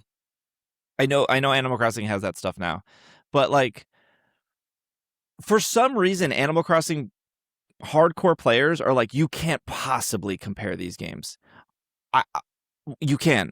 Like you can and you absolutely should. Like I don't know what a new Animal Crossing game looks like if they're not literally looking at Pokopia. That's like the problem here. And let me pull up my notes because I had to write this down. There are 300 Pokemon in Pokopia. There are 400 villagers in Animal Crossing. And one of the things that drove me absolutely insane, I've said the story a million times on stream. I don't know if I've ever said it on the podcast, but if you guys don't know how Animal Crossing works, there's 400 different villagers, right? So when you move into an island, 10 villagers can like live with you out of 400, and you can like kick villagers off your island and try to bring in new villagers, and people like villager hunt, just like they like shiny hunt, right? Like I want this specific villager to live in my island, right? Some people are like, I want an island all of roosters, or like I want an island all of cats, or I want specific villagers, right? That's a thing that like adds the replay value to Animal Crossing. Animal Crossing animals are broken into 8 categories. It's lazy, jock, cranky, smug, normal, peppy, snooty, and like sisterly. And the biggest problem I have with Animal Crossing, which doesn't happen in Pokopia, is every Pokemon in Pokopia feels unique. Yeah. Like yep. Timber feels different than Bulbasaur. Bulbasaur feels different than Charmander. Charmander feels different than Murkrow. Like they all have personalities, and like, and that doesn't exist in Animal Crossing, and I don't understand why. And not even comparing it to Pokopia, it's just an Animal Crossing problem. Like I had Goose, which Goose was a rooster. His name was just Goose, and he's a jock. He falls under the jock category. And on the very first day of playing New Horizons, I was like, "Oh, Goose is awesome! What are you doing, Goose?" And Goose is like, "I'm gonna run around the entire island and do a lap." And it's like, "Oh, cool, Goose, that's sick." And then I went to my friend Sal's island. The very first day Animal Crossing came up, I was like, I want to see what your villagers look like. And she had a jock character as well. I was like a gorilla or something. And I was like, cool, I don't know who you are. What's your name? And I don't remember what his name, but he was like, blah, blah, blah. I'm going to run around the entire island. And I was like, this game is, I'm not even 5 hours into the game and I'm seeing repeat dialogue? Yep. What? Repeating dialogue. I know that like you cannot write a million lines of dialogue for every single creature, but the fact that like the thing in Animal Crossing is like you're supposed to have like different animals, and they're supposed to have like you're supposed to want to get Marshall, or you're supposed to want to get Boomer because like they're a specific character. And so like what is making Goose different than the other jocks if they're all going to say the same thing? I have not seen a single repeat dialogue in Pokopia, and I'm 30 hours in, and I saw repeat dialogue in New Horizons within the first 5 hours of the game. And it doesn't get any better. I'm just going to tell you that in New Horizons, they continue to repeat themselves over and over Yeah. again. I think one thing that makes Pokopia work so well is that Pokemon themselves have such a vast like amount of lore. So like for instance, I don't this isn't a spoiler or anything, but there's the Pokemon they all interact with each other, right? Like when you'll notice that they like hang out with each other, or they kind of chase each other around, things like that. At one point it was one up to Charmander for something, and Charmander was talking with another Pokemon. It was a bird, and that Charmander was like, "Oh, it's so cool that you can fly," and the bird said back like something about, "Oh, you have fire on your tail. I think that's really cool." And then Charmander said, "Yeah, but I wish like that I could breathe fire and fly." And like that would be really cool. And then the bird said That's back, so like, neat. well, maybe one day you'll be able to. Like, I like Yeah, good it's so luck. I cute. think It's so cute. and it was just like that doesn't work with any other Pokemon, right? Or very few of them that would work with, right? Like it's so personal to Charmander as a Pokemon. But And even in like Marshall in Animal Crossing, which is a new animal that people wanted, like he had Mhm. glasses, he had like a little business suit, like he visually looks different than like Boomer, who is like this penguin that looks like an airline pilot, like a 50s bomber Mhm. pilot, right? That's why his name is Boomer. And there's Uh-huh. nothing about like their designs that like make them unique. And I would imagine like Right. what you said, like, hey, maybe one day you will be able to fly and shoot fire. I would like Mhm. I would imagine that Game Freak had a lot of hand in the writing Yeah. of the dialogue, because like they know Yeah, Pokemon for better sure. than it. They made Pokemon, right? Like Right. Because they're not gonna go up to Marshall and be like, "Oh, I hope you start up a new business soon." Like that's just not gonna happen. yeah, They're but not like gonna when you talk to have them like 400 that. villagers in Animal Crossing, like what is Nintendo doing? And also Animal Crossing, this is one of the examples where you can be like, what is Nintendo doing? Because it's their game. But like, what is Nintendo doing? Like people want to relate to these animals Mhm.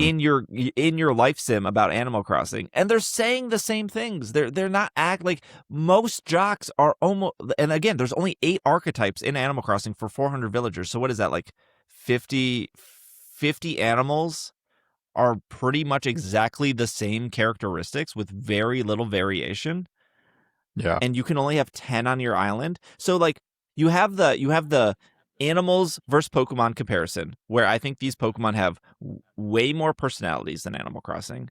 And then in Animal Crossing, you could only have 10 before you have to like kick people out or move them. Whereas in Pokopia, I have like 30 Pokemon on that first island. And then I took Ivysaur to the second one and was like, "You want to live here?" And he was like, "Yeah, sure, I'll live here." So because I didn't have enough grass Pokemon on the second island, and now Ivysaur is living on the second island, and now I'm just thinking like, oh, that's so cool. There's 5 areas, and I've only gotten 3 of them, and I could bring like Palmy and Dedenne and Cramorant and any other Pokemon I want, and I could put them on the same island, and then I could put the Pokemon I hate on a different island, and that's awesome. Just girder on one island by itself. Yeah, it's just one island, just has a singular girder. He's gotta work so many jobs over there. The other thing with Animal Crossing and like these other cozy games is like time travel. Yeah. I think part of the reason why people time travel in Animal Crossing is because there's nothing to do. Like everyone's first day on Animal Crossing is pretty much the same. You land, Tom Nook shows up. He wants you to gather some materials. You have to pay off your first debt to get your little like shack. And then you shake some trees. You get your 2 items from the trees. If you're lucky enough to get a shovel, you get your money rock. You get all your equipment. Maybe you fish for a little bit, and that's it. And then there's nothing else you can do. The first day of playing Pokopia, I could have played 36 hours straight and still not run out of things to do. Like there was nothing that I was like, oh, well, I guess I'm done playing for the day. And maybe Animal Crossing people will be like, well, that's what makes Animal Crossing so good, is like you only come in for like 2 or 3 hours. And it's like, no, if I want to play a video game, of it. I want to like, I can still have a routine. But the fact that the game offers so much to do, where like what if I don't want to fish in Animal Crossing? What if I don't want to find the money rock? What if I don't want to actually decorate my house? You are now like reducing the amount of things that I'm doing in Animal Crossing. Whereas Pokopia has so much, almost like Pokemon Go, where it's like, oh, there's like a Minecraft building house thing to it. I don't have to interact with that because I don't like it. Yeah. Yeah, I was going to say that's always been like Pokemon's strong point is options, right? Even in like a game like Scarlet and Violet, there are so many things you can do in that game. You don't have to do all of them. You don't have to raid, but it's there. You can raid all you want. You don't have to breed. breed. I don't think I breed, right? At all, but it's there. Right. But it's there, right? Like I feel like that's always been a strong suit of Pokemon is options for people. Yeah, and play people who how you like. want to do everything, it makes it a little overwhelming, right? Sometimes like with taking like Go, right? When you think about all the things you can do in Go, if you're like trying to do everything, it's like, oh, it's a lot of things. But I think for a majority of the people, options are great because it's like you have people who are great at one part of the game and just love that part of the game specifically and don't have to do anything else, but they can do other things if they want to. And Pokopia is the same way, right? Like just having those options is really fun. And when you're starting out, I will say it's a little overwhelming because there's just so many things to do. But once you start to get in the flow of what you like to do or want to do, having all those options is great. Yeah, because in the first area, as soon as I step in, it's like you're talking to everybody, you're wanting to do everything, and I immediately was like, okay, I feel overwhelmed. This is not a bad feeling that I'm feeling. It's just there's so much to do, and that's like a good thing, I feel at least. And I'm actively ignoring certain parts of the game. Like I've not touched the Minecraft building aspect of any of it yet. And then as soon as I was like, okay, I feel pretty comfortable with everything here, I'm gonna go to a next area.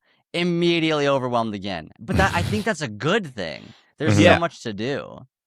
Even like that. That's why I think like Stardew Valley is a better comparison to Pokopia, and why I think Stardew Valley is just better than Animal Crossing is because like in Stardew Valley you can almost ignore everything and just focus on the relationship part, which I think a lot of people do like in Stardew Valley, of like, oh, I can end up dating this person, marrying this person, or I can build relationships here. And you can like build all your relationships in Animal Crossing, of course, where you get their picture at the end, and you can like, you can't date the animals in Animal Crossing, but you can also build the relationships with your Pokemon, right? To get the thing up, and you can build them homes, which you can also do in Animal Crossing.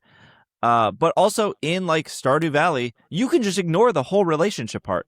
You don't have to do that at all. It doesn't like matter. And like right now I'm ignoring the relationships with Pokemon. Like I'm not giving them food. I'm like building, I'm not like putting, cinder blocks in my them. Yeah, I'm not feeding them. You're making them work and you're not feeding them. I'm making them work security cameras jobs. all over the place. I'm making them work 2 jobs at once, and I'm not feeding them. But like I'm not building like Marowak's house, and Marowak is like, I like construction stuff, and I'm not like putting, like, maybe I'll get there eventually, I'm sure.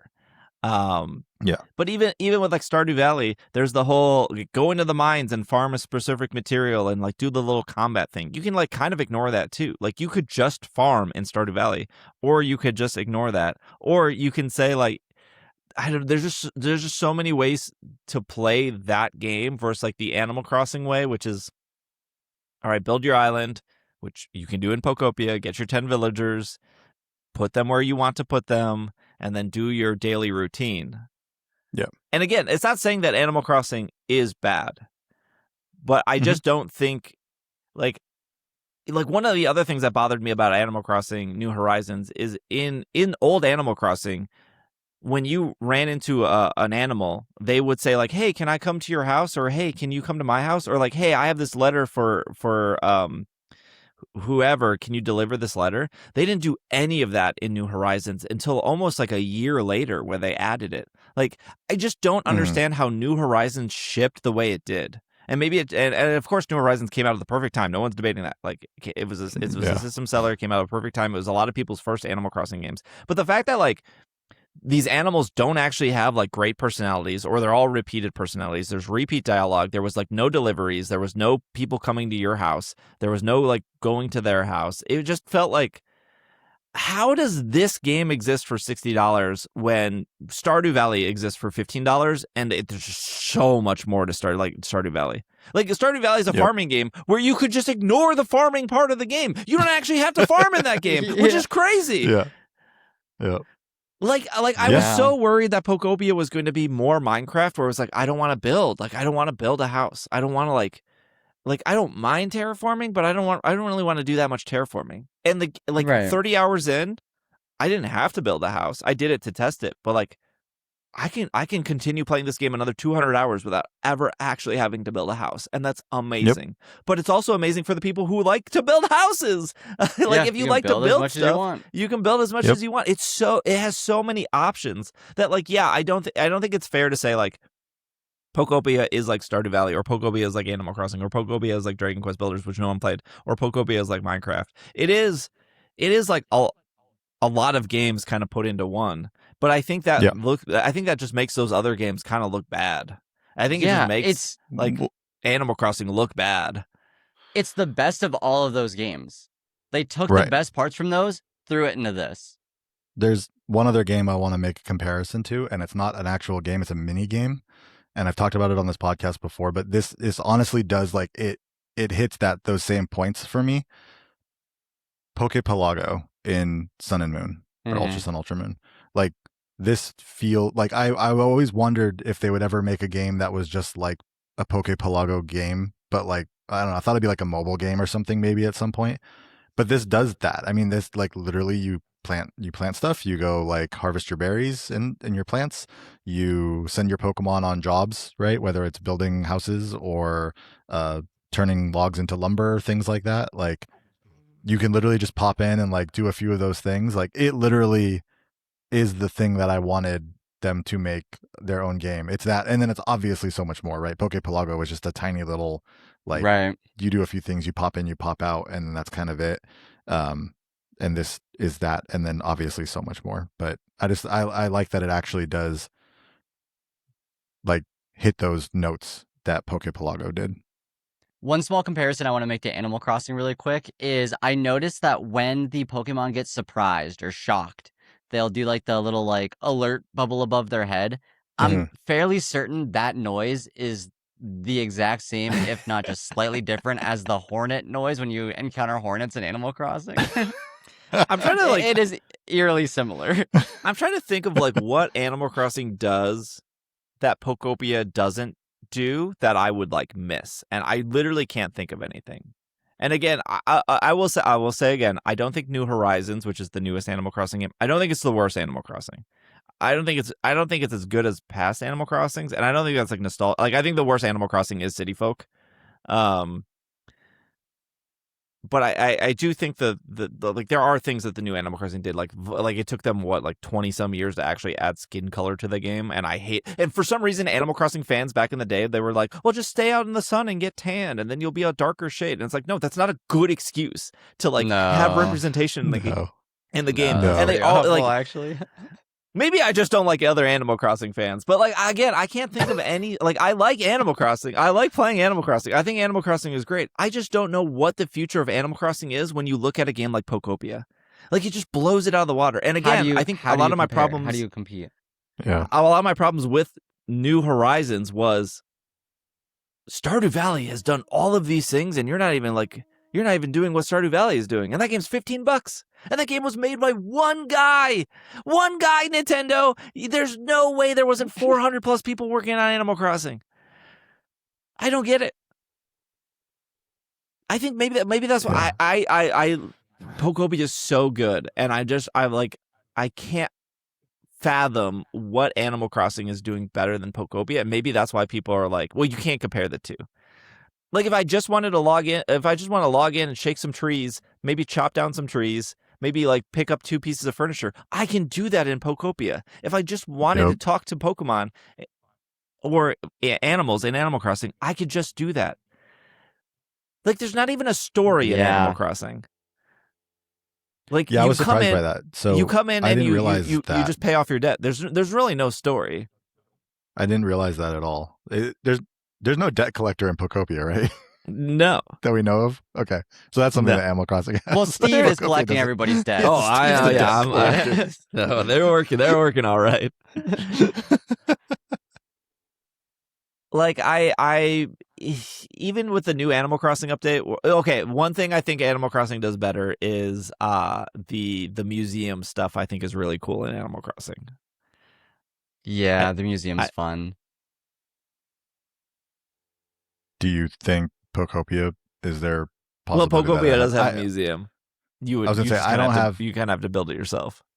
right. I would like I've said this before. I have not played Animal Crossing before. So like I only know it based on like Sure. everything that I've read about it or seen people play a little bit, but I don't know So like what is the museum? the museum is it'll collect bugs, fish, and fossils. So every day in Animal Crossing you can find about 2 fossils. And then Okay. bugs are based on season. So there's 4 seasons obviously in Animal Crossing, and then it's based on like day and night. So you might get like fireflies at night in the summer. And you can only Got it. get fireflies at night in the summer. And then like there's fish. Mhm. Like you can only get sharks in the summer. You can get them during the day, but they're like more likely at night. And then there's the sea bass, which you can get all year long. So you can find your 2 fossils a day, and then hopefully you don't get any repeats. And then when you give them to the museum, they'll like put them on display, and you can look at them. And eventually you'll finish the Got it. fossils. And then when you catch the bugs, but that's where that going back to the time traveling, right? There's not enough to do. So people are like, well, I got my 2 fossils and I got all the bugs I can get in spring, because like spring only has like maybe 6 bugs in the morning and 6 bugs at night. And I did that all in like 2 days. So, so I guess I'm going to time travel to summer so I can get those bugs and so I can get more fossils. And like Pokopia has fossils, oddly enough. You can like build a Tyrantrum and you can build stuff and you can like display them like in Animal Crossing, but not Right. nearly as many fossils. Or well, you can get fish, they just live in houses. So it doesn't have like a museum part, but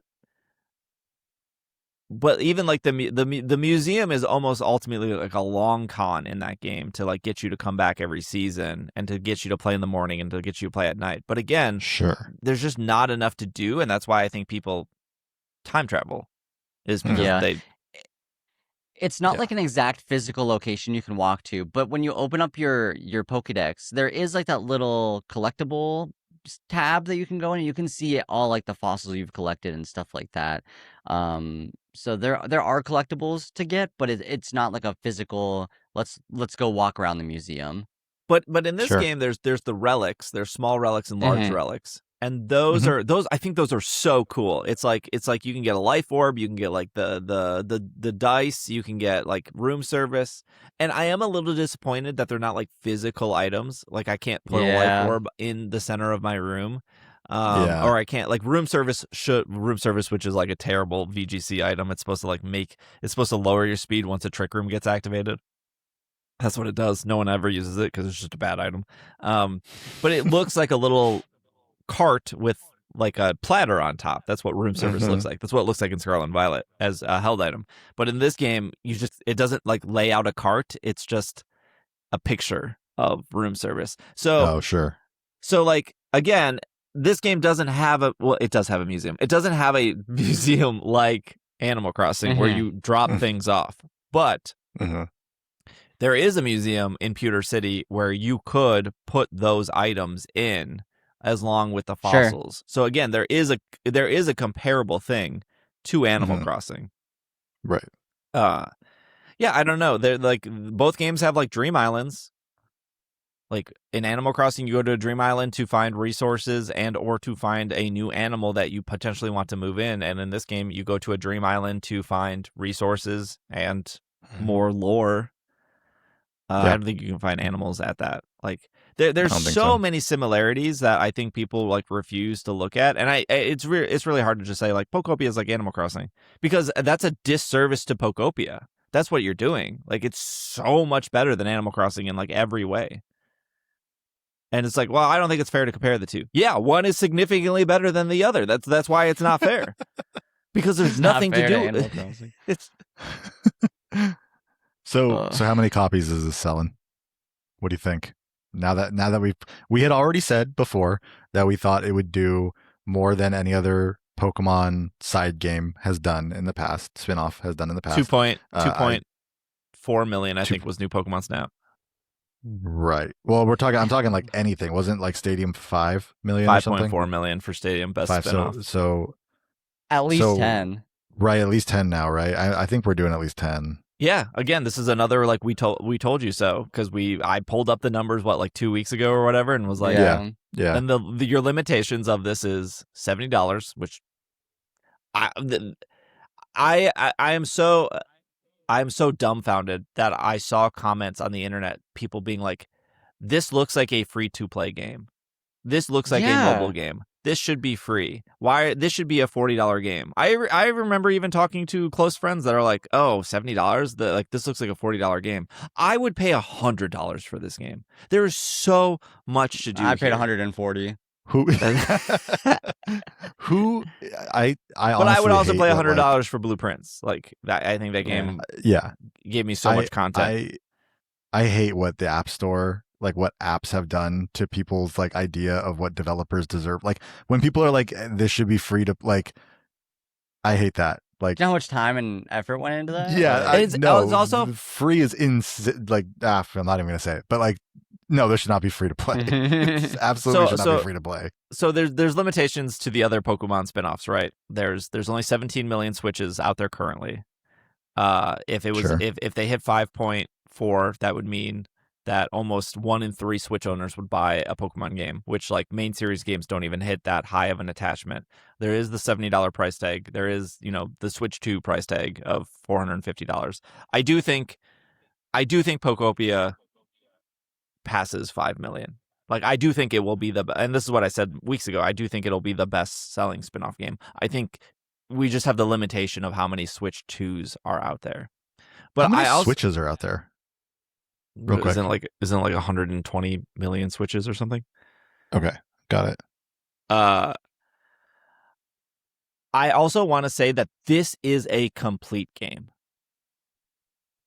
Yeah. And I didn't feel that same way about ZA. And I think me and Austin expressed those concerns on our mini series of like ZA was $70 or $60 if you bought on the Switch, because technically it was a Switch 1 game.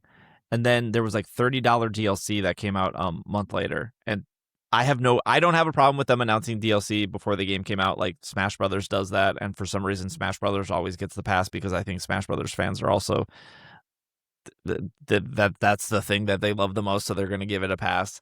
But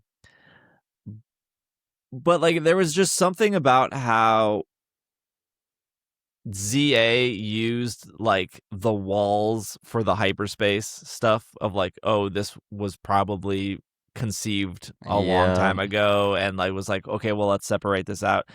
It was fine. Like I do think the DLC had like, I got my money's worth of the DLC, because I was one of the few people that liked the DLC. I understand that people don't. Like, I liked the loop, but I think I liked the loop because I didn't sit there and reset donuts over and over. I never reset a donut. I was just like, I just made 20 donuts and I was like, okay, great. This one's a shiny one. This one's not.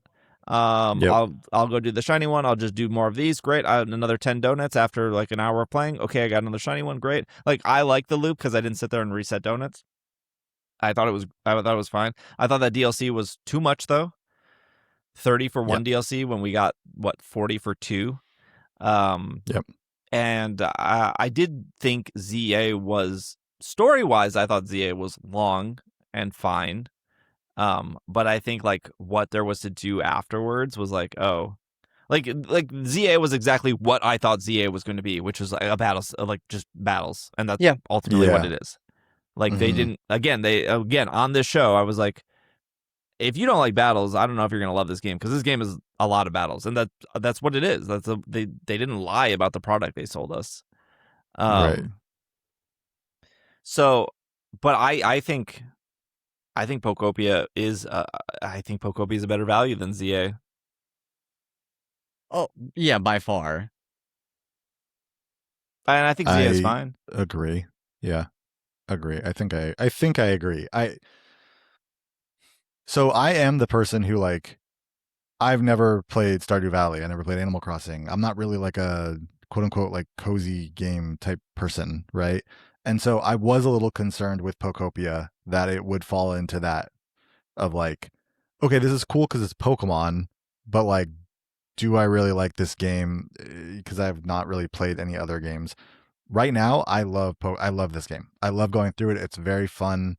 I think it's absolutely worth the $70 that I paid for it. Whether I put 1,000 hours into it or 100 hours, right? Like I do think it's worth it. Um, I do. I am a little worried for how I will feel once I hit credits, because I am someone who typically hits credits and I'm like, okay, I'm done. With Pokemon, I'm not usually like that. I do like to do the post game stuff. With very specific games, I've gone back like Ultra Sun, Ultra Moon. I shiny hunted in that a ton. Like there are other things that I do with Pokemon that I don't do with other games, but for a majority of games I play, I hit credits and then I'm just like, and I always tell myself like, no, I'll play more after credits. But no, I hit credits and I'm just like, all right, well, what's next, And so I A lot do of hope people that play doesn't games like happen with. that. That's a Well, very normal I behavior.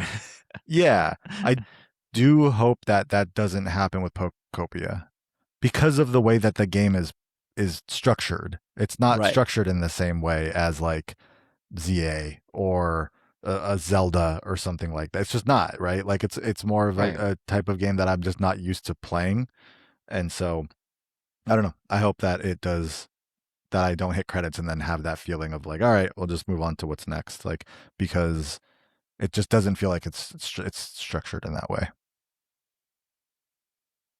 Yeah, I don't know. Like, I didn't play Dragon Quest Builders 2. I watched the trailers for it.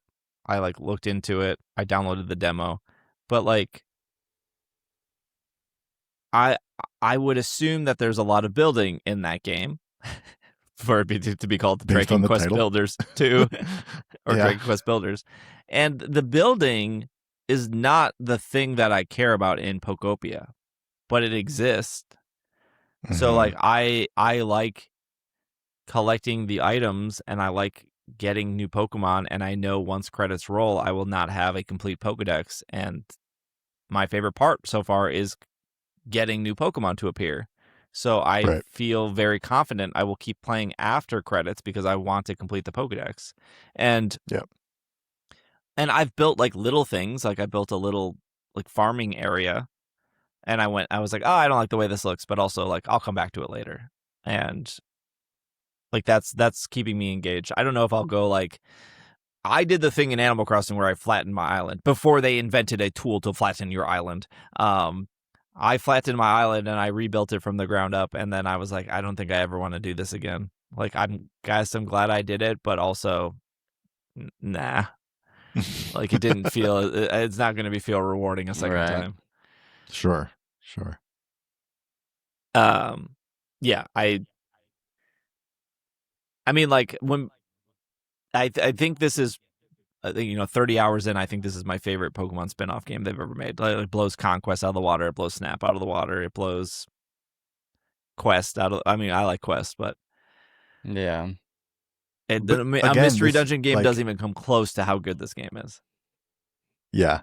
No, this game kind of, even with like Quest or Snap, like yes, it's not those games, but it sort of wraps like features or like little things about those games into this game to some extent, right? Like there's little like it doesn't have the same like missions and things like that, but just like there are just pieces, I feel like, of those games like mixed in here in one way or another, which is really cool. Yeah, because sometimes you mentioned the whole Charmander talking to the bird. That felt like a conversation that could have happened in Mystery Dungeon. To me, at Mm, least. mm. It's like I feel like Yeah, the personality of the Pokemon feels like something I could have gotten, probably not to the same extent, but little tidbits from Mystery Dungeon games is like I was like, oh, that's kind of how that feels. Yeah. Yeah, So yeah, yeah, they did for take. sure. I feel like they took a bit from that. Hmm. yeah. I don't Yeah. even know what a new mystery dungeon game looks like, because this like mystery dungeon has proven time and time again that it can't surpass like 2 million in sales. Right. Sure. Like that market has been established, and they would have to like completely reinvent the wheel. Like again, I think Animal Crossing did get a big break because of COVID, because of watching other people play. I think it did come out at the right time. I think New Horizons is very accessible. I think it does a lot of things. I think it did do things right to get people to pull the trigger on it. But again, I as somebody who is like an older Animal Crossing fan, I was like, why is this game missing so many features of older Animal Crossing games? Like, yeah, you added a bunch of new stuff, but why'd you take away a bunch of old stuff? Yeah. But also, I think Animal Crossing also came out with like cozy games were like, there are so many cozy games now. And there was a point prior to, like, when I first played like Harvest Moon on the Super Nintendo, and I was like, man, this game is sick. Like, it's like I get to farm, I get cows. Like, there wasn't like a lot of other games I could go to. You know what I mean? Like, if I was just kind of playing Harvest Moon, and even when Harvest Moon came to the GameCube, and I was like, oh, another Harvest Moon, I was like, oh, this is not that good compared to the other Harvest Moon I played. But also, I don't have a lot of options on the GameCube. Now I could open up Steam and I could get 1,000 cozy games instantly, all probably for under $10. Like the cozy game market is very different now, or like the cozy game market is so big now than it was like 20 years ago. Yeah. And maybe that does help Pokopia's case, but I don't know what world we have to live in where people like myself who have played Mystery Dungeon. I played the Skies of Explorer. I played the Gates to Infinity. I played the Red Risk. Like I've dabbled in all of them, and they all are kind of the same. They're just like, this battle system kind of sucks. Like, you guys are yapping a lot, and I've been told the story is good, but boy, you're not really roping me in right now. Like, I don't know what levers have to be pulled for like a Mystery Dungeon game to sell like 5 million. And maybe they don't. Maybe they're just very happy with selling 1 million. A lot of game companies are very happy with selling 1 million copies, I'm sure. Yeah, but like, for sure. Just because you slap Pokemon's name on it doesn't mean it's an auto success. Look at Rumble Rush. Look at Duel. Like, there are so many Pokemon games that like they just were like, we're done here. And, like, this is I miss Rumble Rush. No one has ever said those words. Okay, well, I'll be the first. I miss Rumble Rush. That game made it exactly 1 year before they pulled the rug out. Yeah, it did not last long. Okay, let's wrap up here. I think we still have some more Pokopia thoughts, and I'm sure they'll go through. So if you're on here's where we bring up the Patreon. If you are already a Patreon member, stick around after the credits, and we'll give you another like 15-20 minutes. Gets you ad-free episodes, gets you the longer episodes every week, gets you access to the Slack, gets you access to behind the scenes. Patreon.com/PKMNcast. Again, if you're already on the premium feed, stick around for after the credits. If you're not, thank you so much for listening. If you're on YouTube, tell me which Pokemon you feel like you want to throw into the volcano. Because for me, it's Squirtle. He's getting thrown into the volcano as soon as I get him over there. Just push him right on in. The turtle's a menace to society. Avocado toast Squirtle, millennial Squirtle does not appreciate the work I'm doing for him. And I'll make sure to have 5 security cameras active when I push him into the volcano. We'll have it recorded, every angle. Thanks for listening. Thanks, Austin. Thanks, Bobby. We will be back next week. Again, stick around after the credits if you're on the premium feed. This has been another episode of the Pokemon Podcast, and we are super effective. Super two jobs and a dream. Dang it, I messed it up.